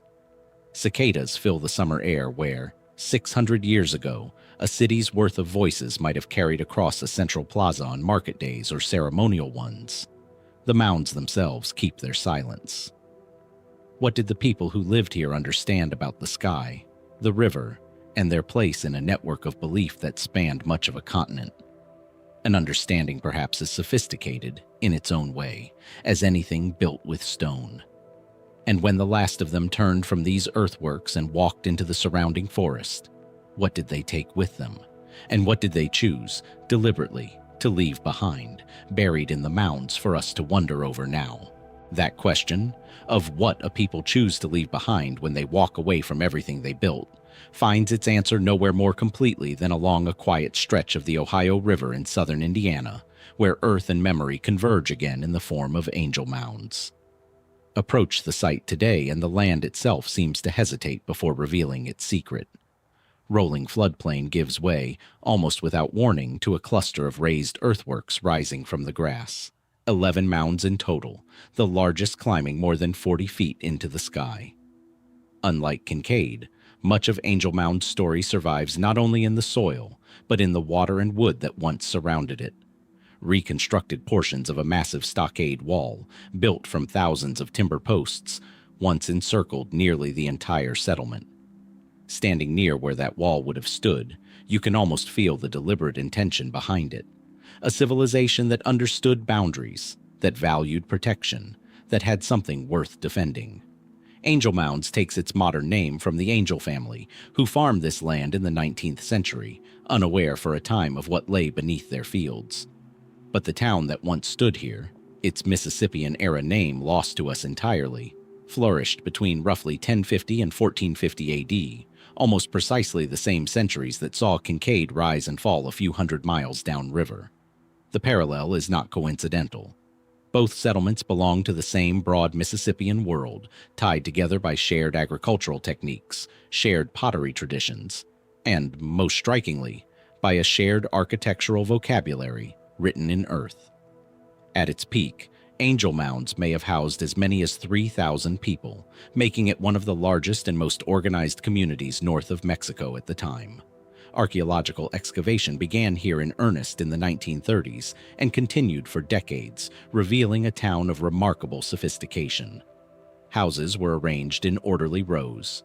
A central plaza, kept scrupulously clean of debris, a detail archaeologists find telling, suggests a space reserved for ceremony rather than daily labor. The largest mound, Mound A, once supported a substantial structure believed to have served either a religious or political function, elevated above the rest of the community both literally and, one imagines, symbolically. Post holes uncovered across the site have allowed researchers to reconstruct entire buildings, some domestic, some evidently ceremonial, giving Angel Mounds one of the most complete pictures we have of daily Mississippian life. And yet, for all this clarity, the deeper questions remain remarkably resistant to easy answers. Why, for instance, does the stockade wall show evidence of having been rebuilt multiple times over the settlement's history, not merely repaired, but entirely reconstructed, as though each generation felt compelled to reaffirm the boundary between what lay inside the town and what lay beyond it? Was this simple maintenance against the elements, or does it suggest a community living with a persistent, perhaps escalating sense of threat? Excavations have found evidence of watchtowers built into the wall at intervals, structures whose only plausible purpose was surveillance. Surveillance of what, or whom, we can only guess. Consider, too, the matter of the site's abrupt and unexplained end. Around 1450 AD, again, that same century that saw Kincaid emptied and Cahokia itself declining after centuries as the preeminent Mississippian center, the people of Angel Mounds departed. As at Kincaid, there is no clear evidence of the town having burned in the chaos of conquest or catastrophe. The record instead points to something quieter, a gradual thinning of the population, a slow contraction of ceremonial activity, and then, finally, silence. Soil studies suggest possible periods of drought and cooling temperatures consistent with the broader climatic shifts of the era. Some researchers propose that over-reliance on maize agriculture may have depleted the land's fertility over 4 centuries of continuous use. Others point toward a possible unraveling of the trade and religious networks that had once connected Angel Mounds to the wider Mississippian world, networks whose collapse, wherever it began, seems to have rippled outward across an entire cultural sphere within the span of a few generations. Why did so many of these great Mississippian centers, separated by hundreds of miles and built by populations that likely never met, falter and empty within roughly the same historical window? Was there a shared cause, climatic, agricultural, political, moving like a slow current beneath the entire Mississippian world? Or is it simply the case that complex, densely populated societies dependent on a single staple crop and a fragile web of long-distance relationships were, by their very nature, vulnerable to collapse once any one thread came loose? Mainstream archaeology tends toward this latter, more systemic explanation, citing the mounting evidence of environmental stress across the region. But the near simultaneity of these declines continues to invite more speculative readings, theories, discussed at the margins of the field, that point to some deeper disruption, whether ecological, epidemiological, or social, whose full nature remains stubbornly out of reach. More curious still are objects recovered from Angel Mounds that resist easy classification. engraved shell gorgets depicting winged serpentine figures, and ceramic vessels shaped into forms whose symbolic meaning has not survived into the present. What did these images mean to the people who wore and used them? Were they purely decorative, or did they encode a cosmology, a warning, a history now illegible to us? We can catalog these objects. We cannot fully read them.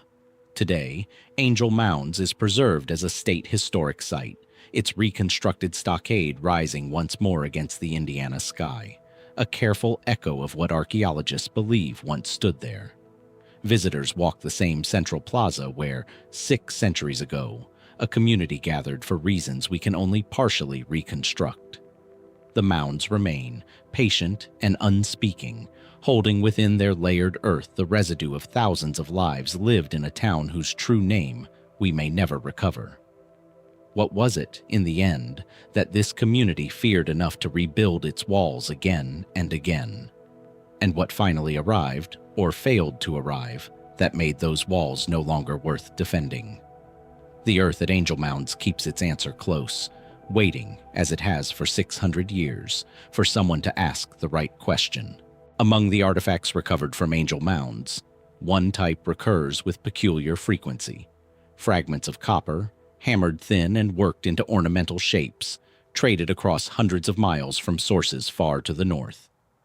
Copper meant something to the Mississippian world, a material rare enough to signal status, malleable enough to carry symbol and story. Follow that same material south, down the Mississippi Valley, and into the delta lands of eastern Arkansas, and you arrive at another mound center where copper, shell, and something far rarer still, a documented brush with European history, converge into one of American archaeology's most tantalizing puzzles: the site known today as Parkin. The Parkin site sits on a low rise above the St. Francis River, its earthworks more modest in height than the great mounds of Cahokia or Kincaid, yet its significance lies less in scale than in specificity. Where so many Mississippian settlements remain nameless, their languages and self-identities lost entirely to time, Parkin may be the rare exception, a place where the fog of prehistory briefly parts, and a name, a face, and a moment in history come into focus. Many archaeologists now believe that Parkin was the capital of Casqui, a Native American province described in surprising detail by the chroniclers of Hernando de Soto's expedition, which passed through this region in the summer of 1541. To understand why this matters, you have to appreciate how rare such a connection is. Most of what we know about Mississippian societies comes exclusively from the ground, from pottery styles, mound construction, burial patterns, the patient inference of archaeology working without a single written word from the people themselves. Parkin offers something different, a set of eyewitness accounts written by Spanish chroniclers who walked among these earthworks while they were still a living, breathing town. According to these accounts, De Soto and his men were received by the leader of Casqui with elaborate ceremony, housed within a fortified town, and drawn into a complex web of local politics between Casqui and a rival province called Pacaha. The chronicles describe a large mound at the center of Casqui's main town, topped by a temple, a description that aligns, with striking precision, to the largest mound still standing at Parkin today. If this identification is correct, and the consensus among archaeologists increasingly leans toward accepting it, then walking across the Parkin site means walking through a landscape briefly illuminated by written history, in a region where written history essentially does not otherwise exist for these people. Excavations here have recovered materials consistent with the 16th century, including a fragment of chainmail and shards of Spanish-style pottery, small physical echoes of a meeting between two entirely different worlds, a meeting whose consequences would ripple across the continent for centuries to come. And yet, for a site with this rare degree of historical specificity, the deeper questions surrounding Parkin remain, in their own way, as unresolved as those haunting Kincaid or Angel Mounds. Consider the wooden cross. The Spanish chronicles record an extraordinary episode. Facing a prolonged drought, the leader of Casqui reportedly asked De Soto to intercede with the Christian God on his people's behalf. In response, the The Spanish are said to have erected a large wooden cross atop the settlement's principal mound, and shortly afterward, rain came. Whether this was coincidence, embellishment by chroniclers eager to cast their expedition in a providential light, or something else entirely, the episode raises an intriguing question about Kaski's leadership and their relationship to outside spiritual authority. Were they, as some readings suggest, pragmatically willing to incorporate a foreign god into an already complex cosmology in a moment of crisis? Or does the story tell us more about Spanish narrative conventions than about the actual beliefs of the people of Kaskwi? In 2006, archaeologists excavating at Parkin uncovered a large post hole at the summit of the main mound, positioned and dated in a way consistent with the chronicled cross. It remains one of the few instances in North American archaeology where a specific dated event described in a European written record appears to correspond so directly with physical evidence in the ground. And still, the deeper meaning of that moment, what it actually signified to the people who requested it, is something the soil alone cannot fully tell us. Then there is the question of what happened next. The written record leaves Kaski and its neighbors almost as quickly as it finds them. De Soto's expedition moved on, and within decades the chronicler's successors would find the once populous Mississippian towns of the region sharply diminished, in many cases already abandoned. Archaeologists broadly attribute this collapse to the introduction of European diseases, smallpox, measles, influenza, pathogens against which native populations had no immunity, and which are believed to have swept through the Mississippian world with devastating speed, often outpacing the Europeans themselves. It's a sobering, well-supported explanation, but it leaves its own residue of uncertainty. How quickly did this collapse unfold at Parkin specifically? Did the community persist for one generation after De Soto's visit, or several? Was the fracturing of Kaski's political structure driven primarily by disease? Or did the disruption caused by the Spanish expedition itself, the extraction of resources, the meddling in local rivalries between Kaski and Pachaha, accelerate a decline that might otherwise have unfolded differently? The archaeological record at Parkin shows a settlement that persisted for some time after 1541 before eventually being abandoned, but the precise timeline and the precise balance of causes remains a subject of active investigation. Beyond these documented mysteries lie the more speculative questions that inevitably gather around a site where history and prehistory meet so closely. Some researchers working at the edges of mainstream interpretation have wondered whether the unusually rich ceremonial life suggested by Parkin's artifacts, including elaborately engraved pottery and finely worked ornaments, points to a religious tradition more elaborate and more widely networked than the written Spanish accounts, focused as they were on politics and resources, ever thought to record. What rituals took place atop that mound before any European ever set foot near it? What did the temple that once stood there actually house, and who was permitted to enter? The chronicles tell us about diplomacy and drought, about processions and gifts, about the shifting alliances between rival chiefdoms, but they say remarkably little about the inner spiritual world of the people who built and maintained this town for generations, before a group of foreign soldiers ever arrived on its outskirts. Today, the Parkin Archaeological State Park preserves this rare threshold between two histories, one written, one buried, allowing visitors to stand atop the very mound where, in a moment briefly caught in both the Spanish record and the archaeological one, a cross may once have risen against the Arkansas sky in a plea for rain. The St. Francis River still moves past the site much as it did in 1541, indifferent to the centuries and the vanished town that once thrived along its banks. What then do we make of a place that offers us so much more evidence than most, and yet resolves so little? Perhaps it is not the missing information about Kaski and Parkin that unsettles the most, but the unusual privilege of glimpsing, however briefly, just how much complexity lay beneath a moment history usually reduces to a single line. A brief encounter, an expedition passing through, reminding us how much may still be missing from every other Mississippian site whose meeting with the wider world was never written down at all. If a single documented encounter can leave this many questions in its wake, what remains unrecoverable at the hundreds of mound sites across this continent that history never thought to record. Leave the flat, river-carved delta of Arkansas behind and travel east, across the Mississippi, over the folded ridges of the Appalachians, into the rolling Piedmont country of central North Carolina. And the landscape itself begins to change.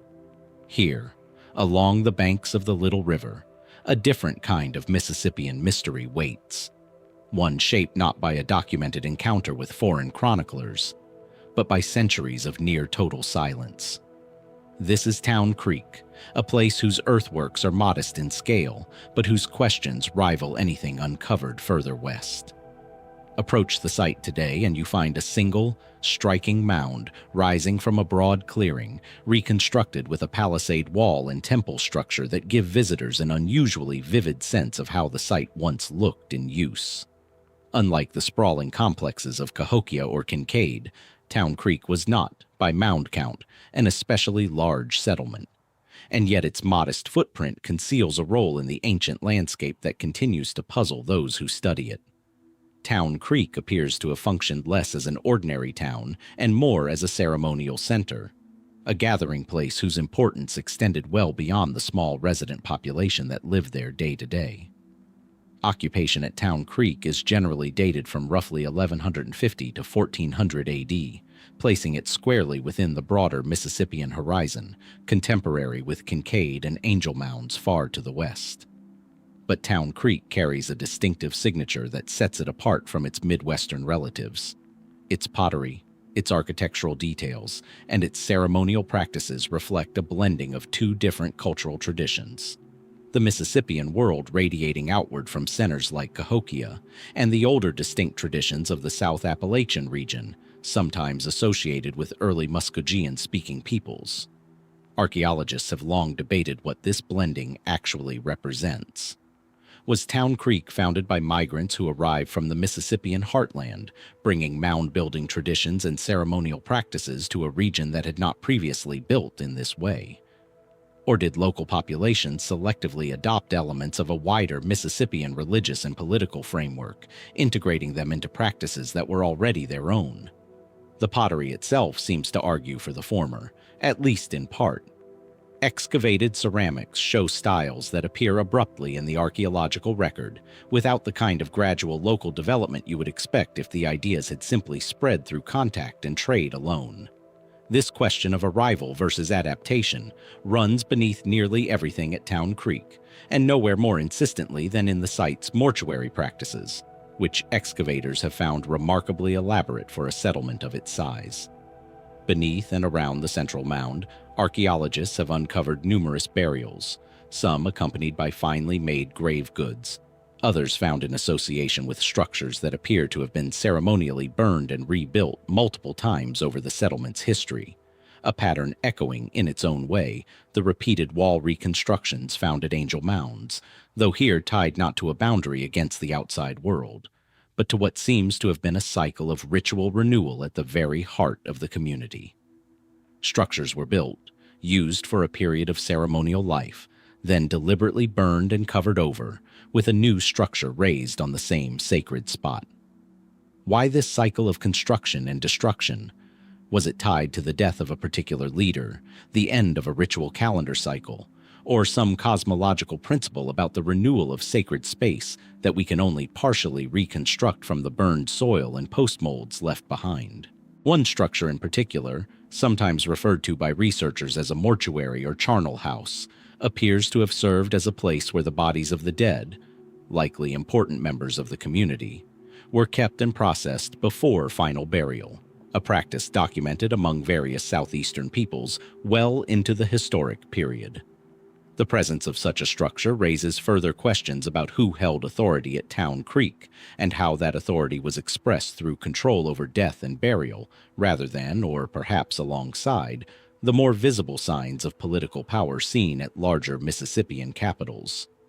Was Town Creek governed by a single paramount chief, as the term is often used for larger Mississippian centers? Or did its relatively modest population reflect a different, perhaps more diffuse form of religious authority? a ceremonial site maintained collectively by surrounding communities who traveled here for burial rites, seasonal gatherings, or events tied to a ritual calendar we can no longer read. This idea, that Town Creek may have functioned as a shared ceremonial center rather than a conventional town, has gained traction among researchers in part because the site appears comparatively underpopulated for the scale and sophistication of its ceremonial architecture. Habitation areas uncovered around the mound suggest a resident population far smaller than the elaborate mortuary and temple structures might imply were necessary to build and maintain them. If this reading is correct, Town Creek may represent something closer to a regional sanctuary, drawing people from scattered farmsteads and smaller settlements across the surrounding PD River drainage for ceremonies, burials, and the kind of large-scale communal events that smaller, dispersed communities could not have sustained on their own. It's a compelling hypothesis, though. Like so much at Town Creek, it remains just that.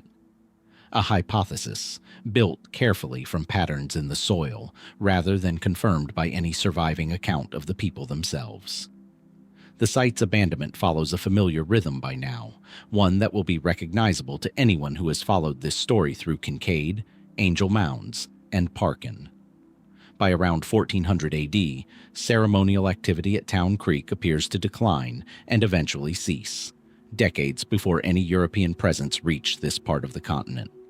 No account, written or oral, survives to explain why a ceremonial center maintained across so many generations, rebuilt again and again atop its own sacred foundations, would eventually simply stop. Did the network of communities that once gathered here shift their loyalties and their ritual life to some other center we have yet to locate? Did a change in climate, in agricultural productivity, or in political alliance dissolve the shared purpose that had once drawn people to this bend of the little river? Or does the answer lie in something less tangible, a religious tradition that had, for reasons lost to us, simply run its course? Some researchers working outside conventional archaeology have pointed to Town Creek's unusual blending of cultural traditions as evidence of a lost migration story, a movement of ideas and possibly people between the Mississippian heartland and the Atlantic southeast that mainstream narratives have yet to fully trace. Others caution against overreading what may simply be the ordinary, gradual exchange of ideas between neighboring cultural spheres, a process that rarely leaves the kind of clean evidence such theories would require. As with so much of this ongoing exploration, the truth may sit somewhere in the space between these positions, obscured by the many centuries and the near-total absence of written testimony from the people who called this ground sacred. Standing today within the reconstructed palisade, looking up at the single mound that once anchored so much unseen ceremonial life, it is worth asking what exactly drew people here, generation after generation, to bury their dead, burn and rebuild their temples, and mark this particular bend of river as worthy of such sustained devotion. What was lost when that devotion finally ceased?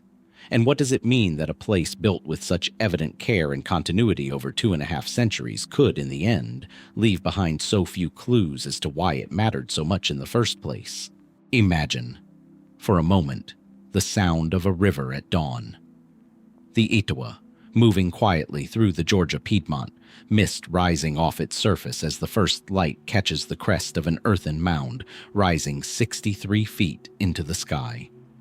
No engine hum, no distant highway. Just water, birdsong, and the long shadow of a structure built by hands that shaped a continent's landscape centuries before any European set foot on this soil. This is Etowah, and even in silence, it commands attention. Set within a horseshoe bend of the river in northwest Georgia, the Etowah Indian Mound site preserves the remains of one of the most significant Mississippian centers in the entire Southeast. 3 principal mounds survive today, the largest of them, Mound A, among the tallest surviving earthworks built by any pre-Columbian society north of Mexico. To stand at its base and look up is to confront quite directly the sheer scale of ambition and organized labor this community was capable of mustering generation after generation without the aid of draft animals, metal tools, or the wheel. Every basket of earth that built this mound was carried by hand. Etowah's occupation stretched across several centuries, with the site reaching its peak of political and ceremonial power between roughly 1250 and 1375 AD, positioning it as a major node, quite possibly a paramount center, within the same broad Mississippian world that produced Cahokia, Kincaid, Angel Mounds, and the more modest ceremonial complex at Town Creek. But where Town Creek's population appears to have remained comparatively modest even as its ceremonial life flourished, Etowah presents the opposite puzzle. A settlement whose scale, fortification, and material wealth suggest a center of considerable political power, ruling, or at least ceremonially dominating, a wide surrounding territory. The evidence for that wealth and power lies most vividly in what archaeologists recovered from Mound C, a smaller earthwork that served primarily as an elite burial site. Excavated across several campaigns beginning in the 1880s and continuing well into the 20th century, Mound C yielded one of the richest troves of Mississippian art and ceremonial material ever found in North America.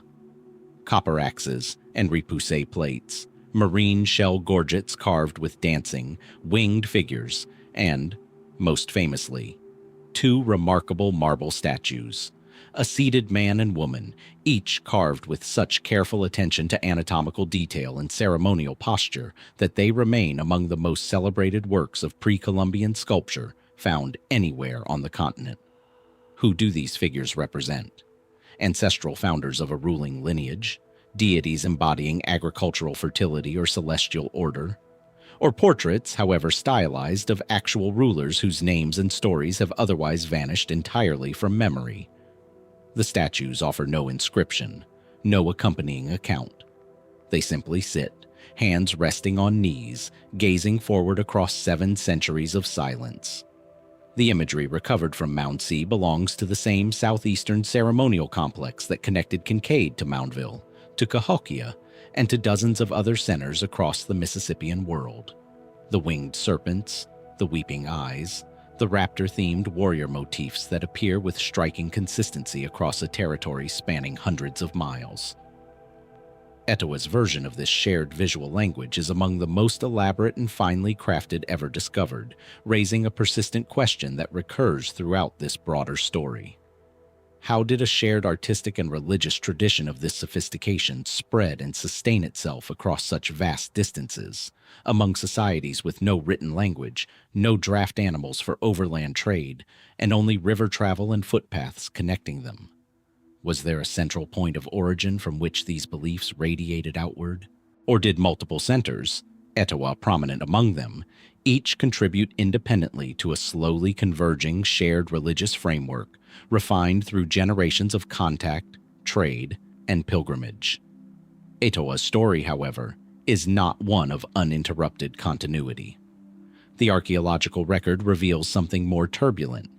Evidence suggests the site was violently attacked and largely destroyed at some point in the 13th century, its palisade burned, before being rebuilt and reoccupied by a subsequent population.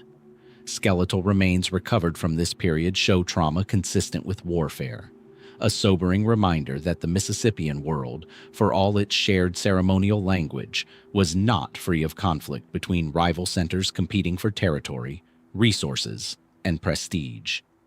Who attacked Etowah, and why? Was this a rival Mississippian polity seeking to unseat a dominant regional power, or something closer to an internal upheaval, a fracture within Etowah's own ruling order? The soil records the violence with unusual clarity. It says considerably less about who was responsible. By the time Hernando de Soto's expedition passed through this region in 1540, traveling, as it happens, not so very long after the encounter with Casqui at Parkin explored earlier in this journey, Etowah itself appears to have already been largely abandoned, its great mounds standing empty even as other Mississippian towns in the surrounding region remained active and were duly recorded by Spanish chroniclers. This detail deepens rather than resolves the mystery.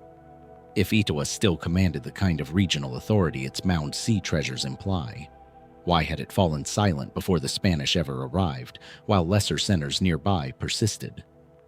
Some archaeologists propose that Etowah's decline was tied to a broader reorganization of political power across the region in the century before contact, as smaller chiefdoms shifted allegiance away from what had once been a dominant center.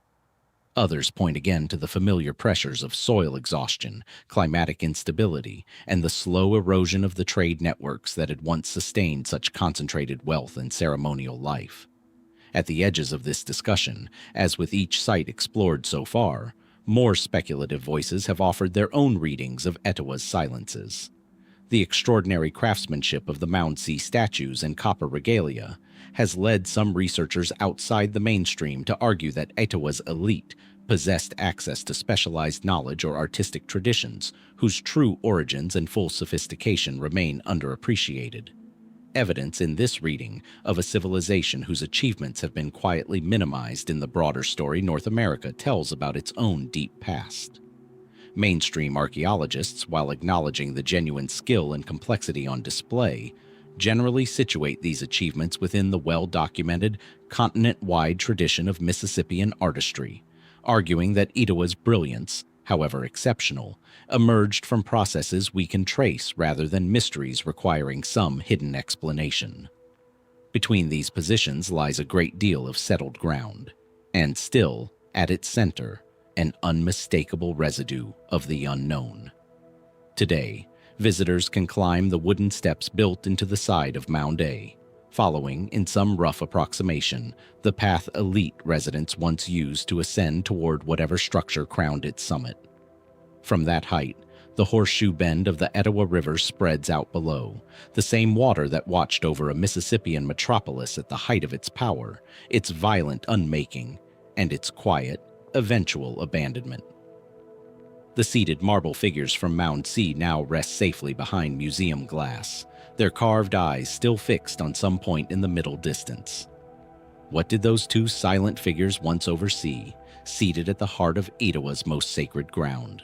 And what final chapter of this city's history, the identity of its attackers, the reasons for its slow eclipse before Spanish boots ever touched Georgia soil, remains buried still beneath the grass of a mound that has already given up so much, and yet somehow still holds its deepest answers close.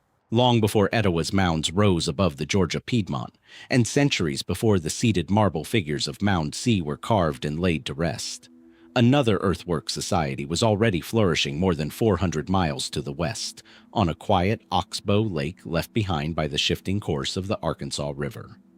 Here, in what is now central Arkansas, a community began raising mounds as early as 600 AD, placing its origins not within the familiar Mississippian horizon at all, but centuries earlier, in the transitional period archaeologists call Late Woodland, making this one of the oldest and most enigmatic mound complexes in the entire region. This is Toltec Mounds, a name that, fittingly for a site built on mistaken assumptions, has almost nothing to do with the Toltec people of central Mexico at all. The name itself is worth pausing on, because it tells its own small story about how easily mystery can calcify into myth. When European-American settlers first encountered these earthworks in the 19th century, some assumed a site of such scale and sophistication must have been built by a more advanced civilization from further south. Perhaps, they speculated, refugees or descendants of the Toltec civilization of central Mexico, a people who, by the time of European contact, had themselves become a matter of Aztec legend. The name stuck, even after archaeologists firmly established that Toltec mounds had no connection whatsoever to the actual Toltec civilization, and was instead the achievement of indigenous peoples native to the Arkansas River Valley itself. It stands today as a curious artifact of 19th century assumption, a reminder of how reluctant some observers once were to credit local indigenous societies with monumental achievements of their own, and how persistent such names can be, long after the scholarship beneath them has shifted entirely. The reality uncovered by more than a century of careful excavation is, in its own way, considerably more interesting than the myth it displaced. At its height, between roughly 700 and 950 AD, Toltec mounds encompassed at least 18 earthworks arranged around two spacious plazas, the entire complex enclosed by a massive ditch and embankment fortification stretching nearly a mile in length. This places Toltec mounds within what archaeologists call the Plum Bayou culture, a distinct late woodland tradition that appears to have developed largely independently of the Mississippian societies that would later flourish at places like Cahokia, Kincaid, and Etowah. And this is precisely what makes Toltec mounds such a compelling puzzle. Here is a society raising earthworks on a genuinely monumental scale. Mound A alone rises to a height of roughly 49 feet, making it among the tallest surviving mounds in the region. Centuries before the Mississippian world, with its shared iconography and its extensive trade networks, had even begun to take shape. Where did this impulse toward monumental construction come from? Unlike the later Mississippian sites explored in this journey, Toltec Mound shows comparatively little evidence of the large permanent residential population one might expect at a settlement of such ambitious scale. Excavations suggest a relatively small resident population, likely a ruling or priestly elite in their immediate households, supported not by a dense surrounding city, but by a network of smaller farming communities scattered across the wider region, who may have gathered here periodically for ceremony, trade, and communal labor. If this reading holds, Toltec mounds functioned less as a city in the conventional sense and more as a ceremonial and political capital, a gathering place whose true population swelled dramatically during major ritual events and then receded again to a much smaller resident core. It is a pattern that would echo, centuries later and hundreds of miles away, in the debates researchers continue to have about Town Creek. Though at Toltec, the question arrives centuries earlier, and without the benefit of the wider Mississippian comparative record that later sites can draw upon. The astronomical alignments at Toltec mounds have drawn particular attention from researchers. Several of the mounds appear to be positioned with a level of precision that corresponds to solar events. The summer solstice sunrise, in particular, aligns closely with specific mound placements when viewed from key vantage points within the site. Skeptics of overreading such alignments note that similar patterns can sometimes emerge by chance in any sufficiently large and geometrically organized site, and caution against assuming a level of deliberate astronomical intent without stronger corroborating evidence. Yet the consistency of these alignments across multiple mounds, echoing similar solar orientations documented at other, later mound sites across the Mississippian world, has led other researchers to argue that whatever body of practical astronomical knowledge later societies drew upon, its roots may extend back at least as far as Toltec mounds itself, if not further into a woodland-era tradition we have not yet fully traced. Then there is the matter of why Toltec mounds was abandoned around 950 AD, centuries before the later Mississippian centers explored throughout this journey would rise, flourish, and eventually face their own unexplained declines. This timing places Toltec's abandonment squarely before the emergence of the classic Mississippian world at Cahokia, raising a genuinely open question about the relationship, if any, between the two. Did the decline of Toltec mounds' Plum Bayou culture free up ideas, labor, or even migrating populations that later contributed to the rise of Mississippian centers elsewhere? Or were these two mound-building traditions, separated by more than a century and considerable distance, essentially independent developments, connected only by a shared underlying impulse toward monumental earthen architecture that arose more than once, in more than one place, among the indigenous societies of eastern North America? Mainstream archaeology tends to favor the latter, more cautious interpretation, resisting the temptation to draw too direct a line between two traditions separated by a meaningful gap in both time and material culture. But the question of influence, however indirect, remains a live one, debated in the same careful, evidence-driven spirit that runs throughout this entire field.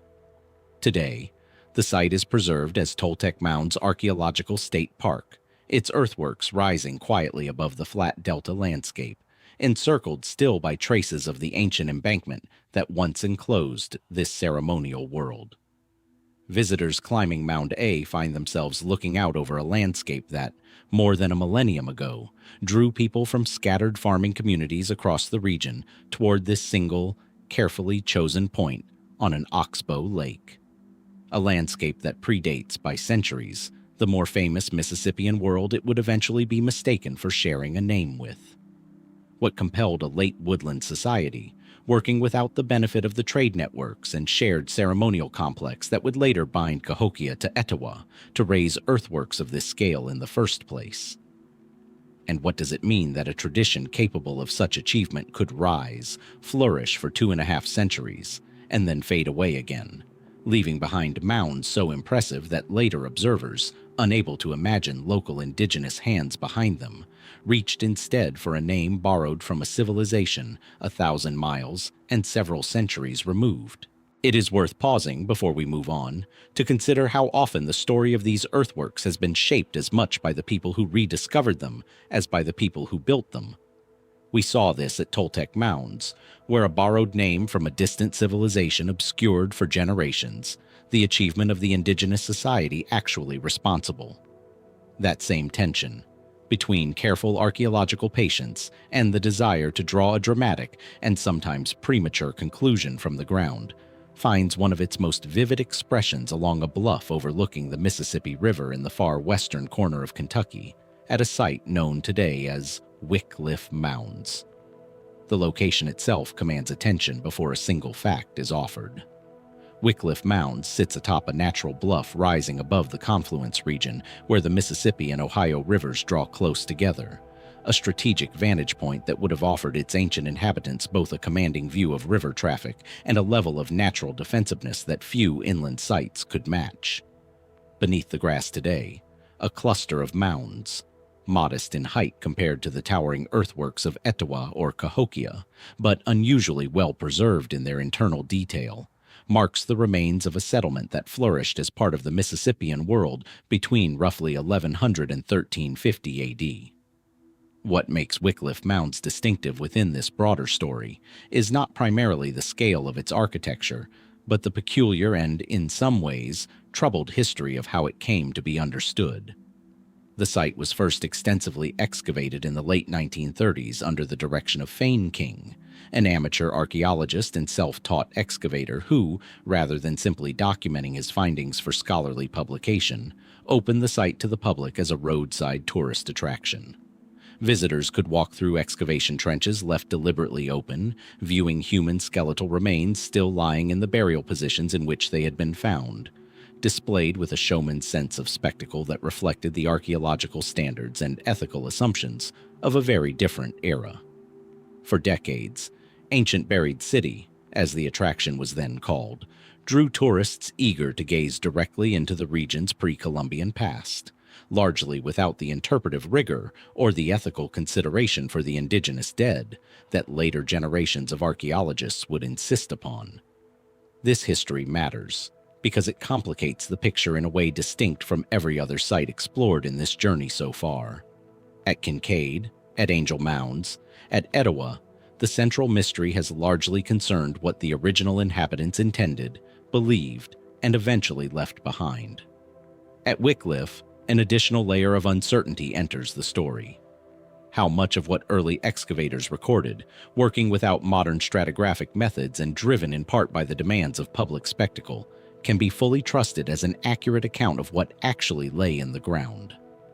When Murray State University took over management of the site in the 1980s, professional archaeologists undertook a significant reassessment of King's original findings, working to separate reliable observation from the inevitable distortions of amateur method and commercial pressure. In 1998, in a decision widely regarded as a landmark moment in the ethical treatment of indigenous remains, the site's human burials, which had been on public display for 60 years, were finally reburied, and the attraction was reoriented around a more respectful, historically grounded interpretation of the site's significance.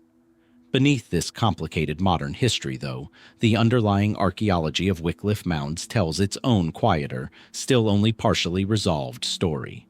The settlement appears to have functioned as a modest but strategically important node within the broader Mississippian trade and political network, its position at the confluence of two major rivers placing it at a natural crossroads for the movement of goods, ideas, and people. Pottery styles recovered from the site show clear connections to the broader Mississippian ceramic tradition found at Kincaid and other sites along the central Mississippi Valley, while certain design elements suggest local variations that may reflect a distinct, smaller-scale cultural identity operating at the margins of larger, more dominant centers. Was Wickliffe a satellite community, politically and ceremonially tied to a larger regional power? Or did it maintain a more independent identity, drawing selectively from Mississippian traditions while retaining practices of its own? The comparatively modest scale of its mounds, set against the sophistication of its material culture, leaves this question genuinely open. More specifically puzzling is the pattern of structural rebuilding uncovered at several points across the site. Houses and ceremonial structures built, burned, and reconstructed multiple times across the settlement's roughly 2.5-century occupation, a pattern that, once again, calls to mind the cyclical renewal documented at Town Creek far to the southeast. Was this simply the ordinary consequence of structures reaching the end of their functional lifespan and being replaced, an unremarkable practicality of Mississippian domestic life? Or does the consistency and apparent intentionality of these rebuilding episodes suggest a ritual dimension, a belief that sacred or significant spaces required periodic destruction and renewal in order to remain spiritually potent? Excavators have found evidence in certain structures of what appears to be deliberate, controlled burning rather than accidental fire damage, lending some weight to the more ritually oriented interpretation without offering anything close to definitive proof. As with each site along this journey, the settlement's end arrives without a clear final chapter. Around 1350 AD, occupation at Wickliffe Mounds appears to decline, its population dispersing or relocating for reasons that remain, in the absence of any written record, a matter of informed inference rather than certainty. The familiar suspects reappear, shifting river courses that may have altered the site's strategic advantages, agricultural pressures on the surrounding land, or a broader realignment of trade and political relationships across the wider Mississippian world in the century before European contact. None of these explanations is unreasonable. None of them, on the evidence currently available, can be called conclusive. Today, visitors to Wickliffe Mounds encounter a site shaped as much by 20th century reckoning as by 13th century construction. A place where the story of rediscovery has become, in its own right, a kind of parallel history layered atop the original mystery of who these people were and why they chose this particular bluff above two converging rivers. The mounds themselves, quieter now than they were in the decades of open trenches and roadside spectacle, keep their older secrets much as they always have. What did the people who once burned and rebuilt their sacred structures atop this bluff believe they were renewing? And what else, we might reasonably wonder, still lies unexamined beneath a site whose modern history reminds us so vividly that the way we choose to look for answers can shape, for better or worse, what we ultimately find. The question of what compels a community to look up, and to encode that looking into the very ground beneath their feet, follows us now not to another mound-building capital, but to a settlement built by people who left behind something rarer still. Not just their buildings, but the shadow of their daily rhythms, preserved with an intimacy that lets us imagine the individuals who once walked here. Along the Great Miami River in southwestern Ohio lies SunWatch, a site whose name alone tells you where its central mystery lies. Unlike the towering earthworks of Etowah or the ceremonial complexity of Town Creek, SunWatch presents something more modest in appearance and more intimate in scale. A reconstructed Fort Ancient village, its houses rebuilt on their original footprints, arranged around a central plaza and a network of posts whose placement has become the site's defining puzzle.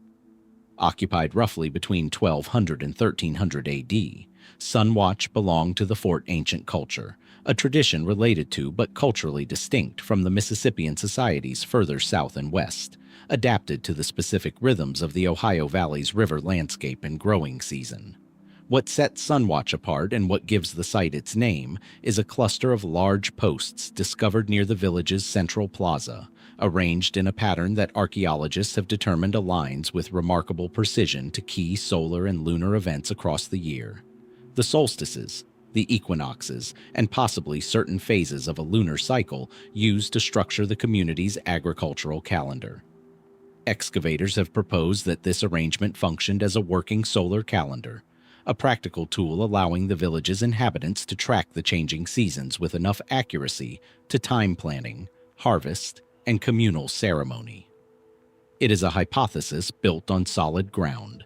The alignments have been tested and largely confirmed by later observation, and the practical need for such a calendar, in a farming community dependent on maize agriculture and a relatively narrow growing season this far north, is not hard to imagine. And yet the deeper questions persist, the way they always seem to at sites where function and meaning refuse to separate cleanly. Was this post-arrangement purely functional, a farmer's almanac rendered in timber rather than paper? Or did its role extend further into the ceremonial and cosmological life of the village, marking not just planting dates, but sacred moments in a ritual calendar bound up with a deeper understanding of the community's place within a larger, ordered universe? The line between practical astronomy and sacred cosmology, so often assumed sharp in modern thinking, may have been far less distinct to the people who built and used this structure daily. Which raises a further question. How many other Mississippian and Fort Ancient sites, across a region already explored so extensively in this journey, may have once possessed similar wooden calendar structures that simply did not survive the intervening centuries, leaving their sky watching invisible to us today, hidden not underground, but in materials too fragile to endure?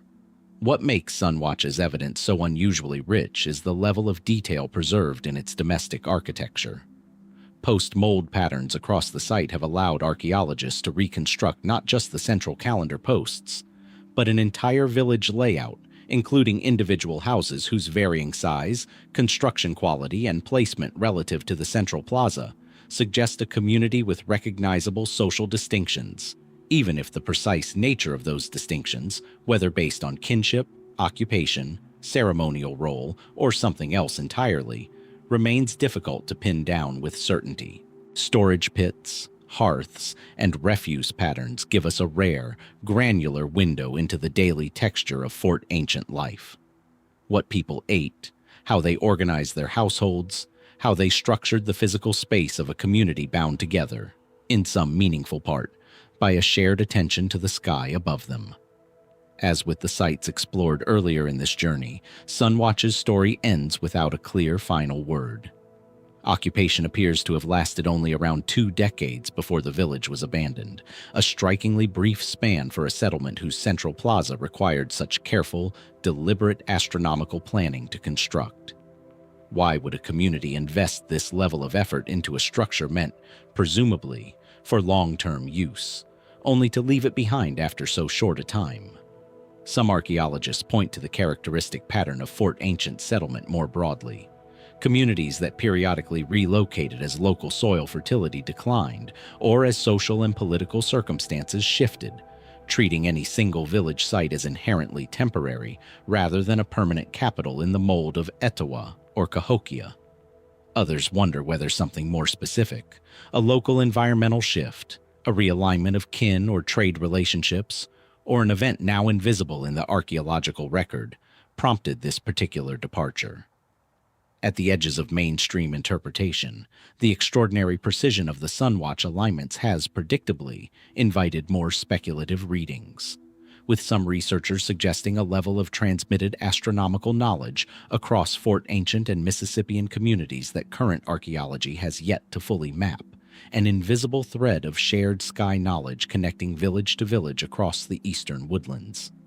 Most archaeologists remain more cautious, noting that independent development of solar observation, arising naturally from any farming community's need to track the seasons, requires no external transmission to explain. Both positions, in their own way, leave the same underlying question intact. Today, reconstructed at its original location, SunWatch allows visitors to stand within the same plaza where, 7 centuries ago, a community once watched the sun rise along a fixed and carefully measured horizon, marking time in a way that bound the practical labor of farming to something that looks, unmistakably, like reverence. What did it mean to this particular community to build their calendar not on paper or stone, but into the very posts of their central gathering place, visible to every resident, every day, for the whole of the village's brief existence.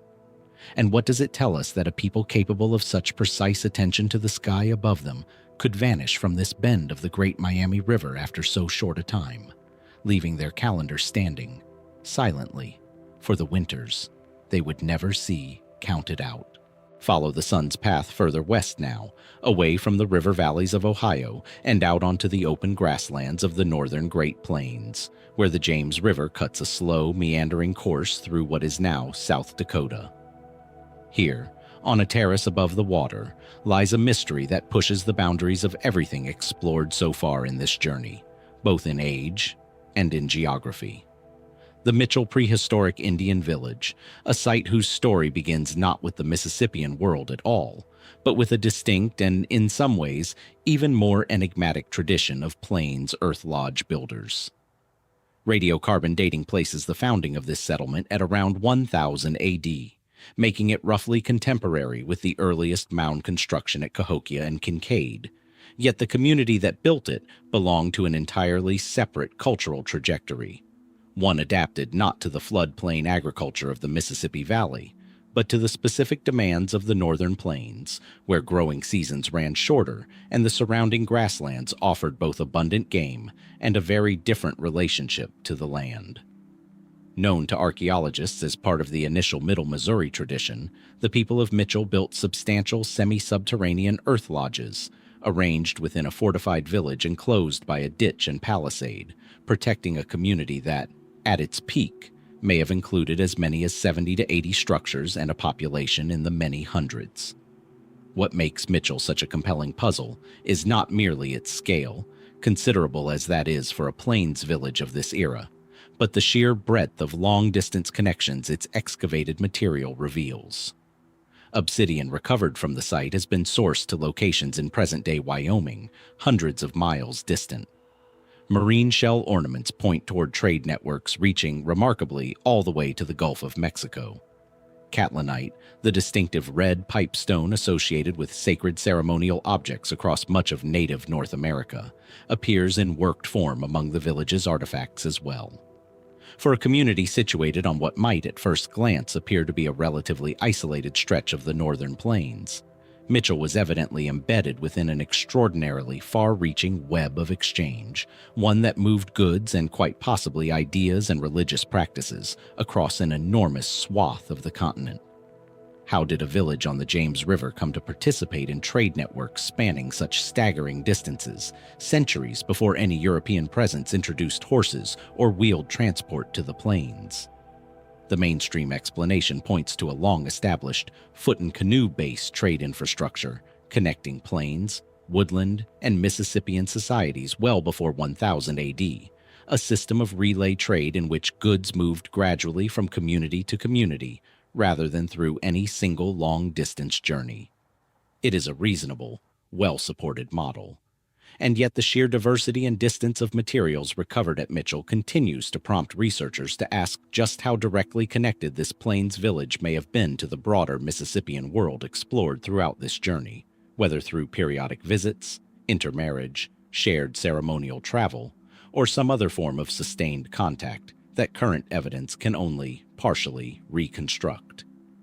Excavations at Mitchell, ongoing intermittently since the 1960s and continuing under long-term research programs into recent decades, have uncovered a settlement pattern suggesting careful, deliberate community planning.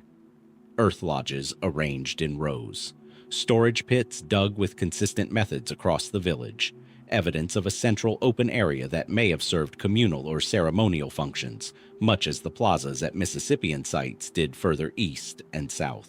Faunal remains point to a subsistence strategy blending maize horticulture with sustained bison hunting, a combination that speaks to a community skillfully adapted to the particular resources of its plains environment, drawing on both farming and the deep, long-standing hunting traditions of the region. The settlement's end, as with so many of the sites explored in this ongoing journey, arrives without a clear final explanation.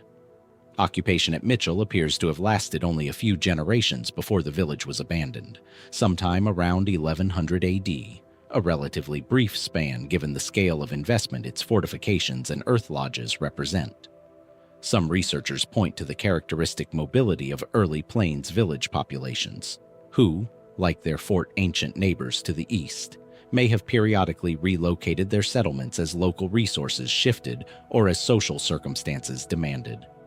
Others have wondered whether pressure from other Plains communities, competition over increasingly valuable trade routes, or environmental changes affecting the surrounding grassland ecology played a role in the village's abandonment, though the evidence for any single explanation remains, as it so often does at these sites, suggestive rather than conclusive. At the edges of the conversation, the sheer breadth of Mitchell's trade connections has led some researchers outside the mainstream to argue for a far more interconnected pre-Columbian North America than conventional narratives typically describe, a continent bound together by trade and cultural exchange to a degree that our modern regional categories, Plains, Woodland, Mississippian, may actively obscure rather than clarify. Most archaeologists remain cautious about pressing this interpretation too far beyond what the material evidence directly supports, while acknowledging that Mitchell's artifacts alone demand a genuine reckoning with just how far and how often goods and ideas actually traveled across this landscape 1,000 years ago. Today, the site remains under active long-term archaeological study, a rare case among those explored in this journey, where excavation continues to add new layers of understanding even now. Beneath the grass of this quiet terrace above the James River lie the remains of a community that looked, in its trade if not its architecture, remarkably far beyond its own horizon. What did the people of Mitchell understand about the wider continent they inhabited, and what still lies buried in this plains earth, waiting to reveal just how connected their world, and by extension our understanding of ancient North America itself, truly was? That shell, carried inland from the Gulf of Mexico to a plains village on the James River, was only one thread in a trade web that reached even further than researchers once imagined.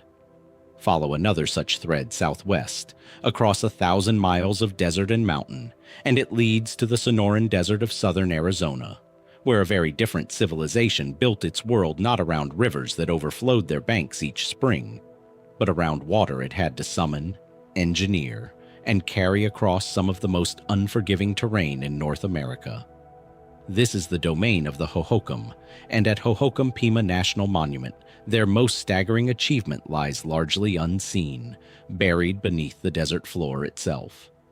Unlike the towering mounds of Etowah or the reconstructed palisades of Angel Mounds, the central mystery preserved here is not a structure that rises from the earth, but one that was cut into it.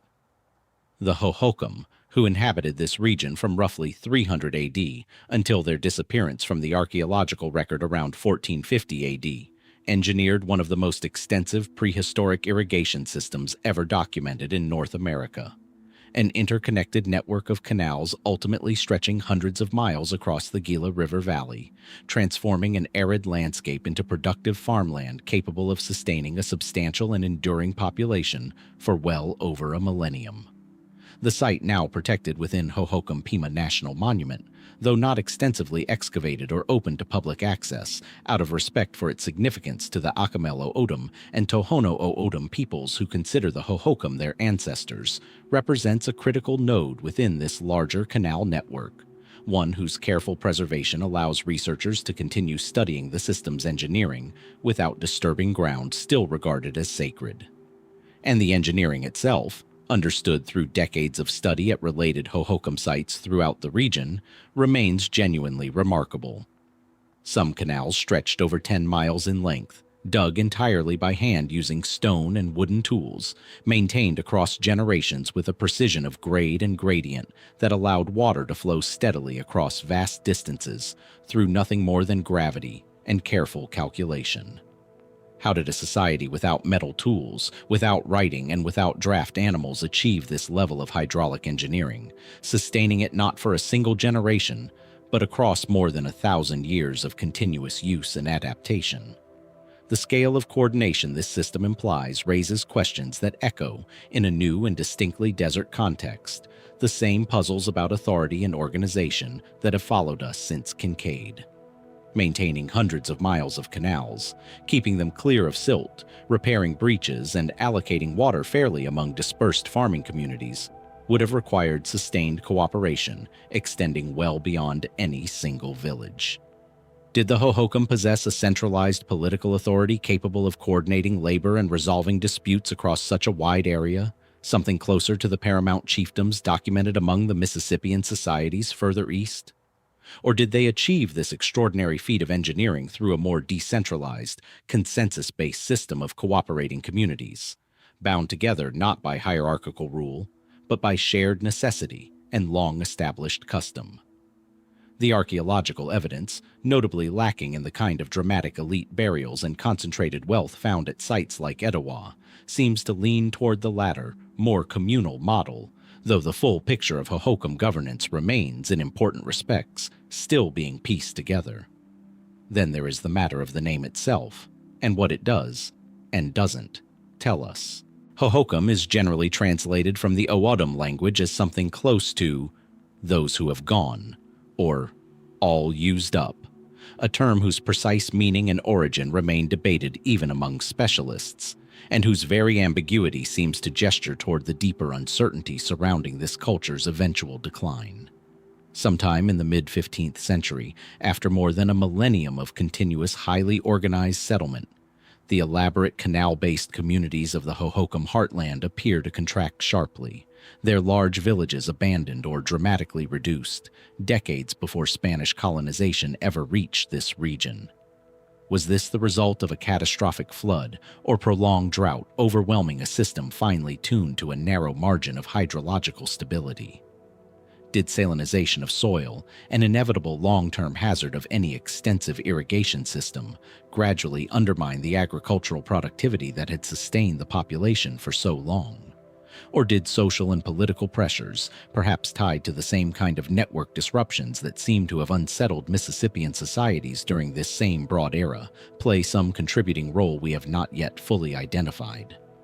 What we do know is that the Awatovi peoples who live in this region today maintain a continuous cultural and, in many respects, direct ancestral connection to the Hohokam builders of these canals, offering a living link to the past that few of the mound-building traditions explored earlier in this journey can claim in quite the same unbroken form. And yet even this continuity leaves open questions about the specific mechanisms of the 15th century transformation, questions that current archaeological and oral historical evidence can only partially resolve. Standing near the protected earthworks of this monument, where the desert wind moves across ground still bearing the buried imprint of channels dug by hand more than 1,000 years ago, it is worth asking what allowed this system to endure for so long in the first place, sustaining farming communities through centuries of a climate that offered little margin for error. And it is worth asking, too, what finally broke that endurance, sometime in the shadow of the 15th century, leaving canals that had carried water reliably for 1,000 years to fall silent, their engineers gone, their full story still, in important ways, waiting beneath the desert floor to be understood.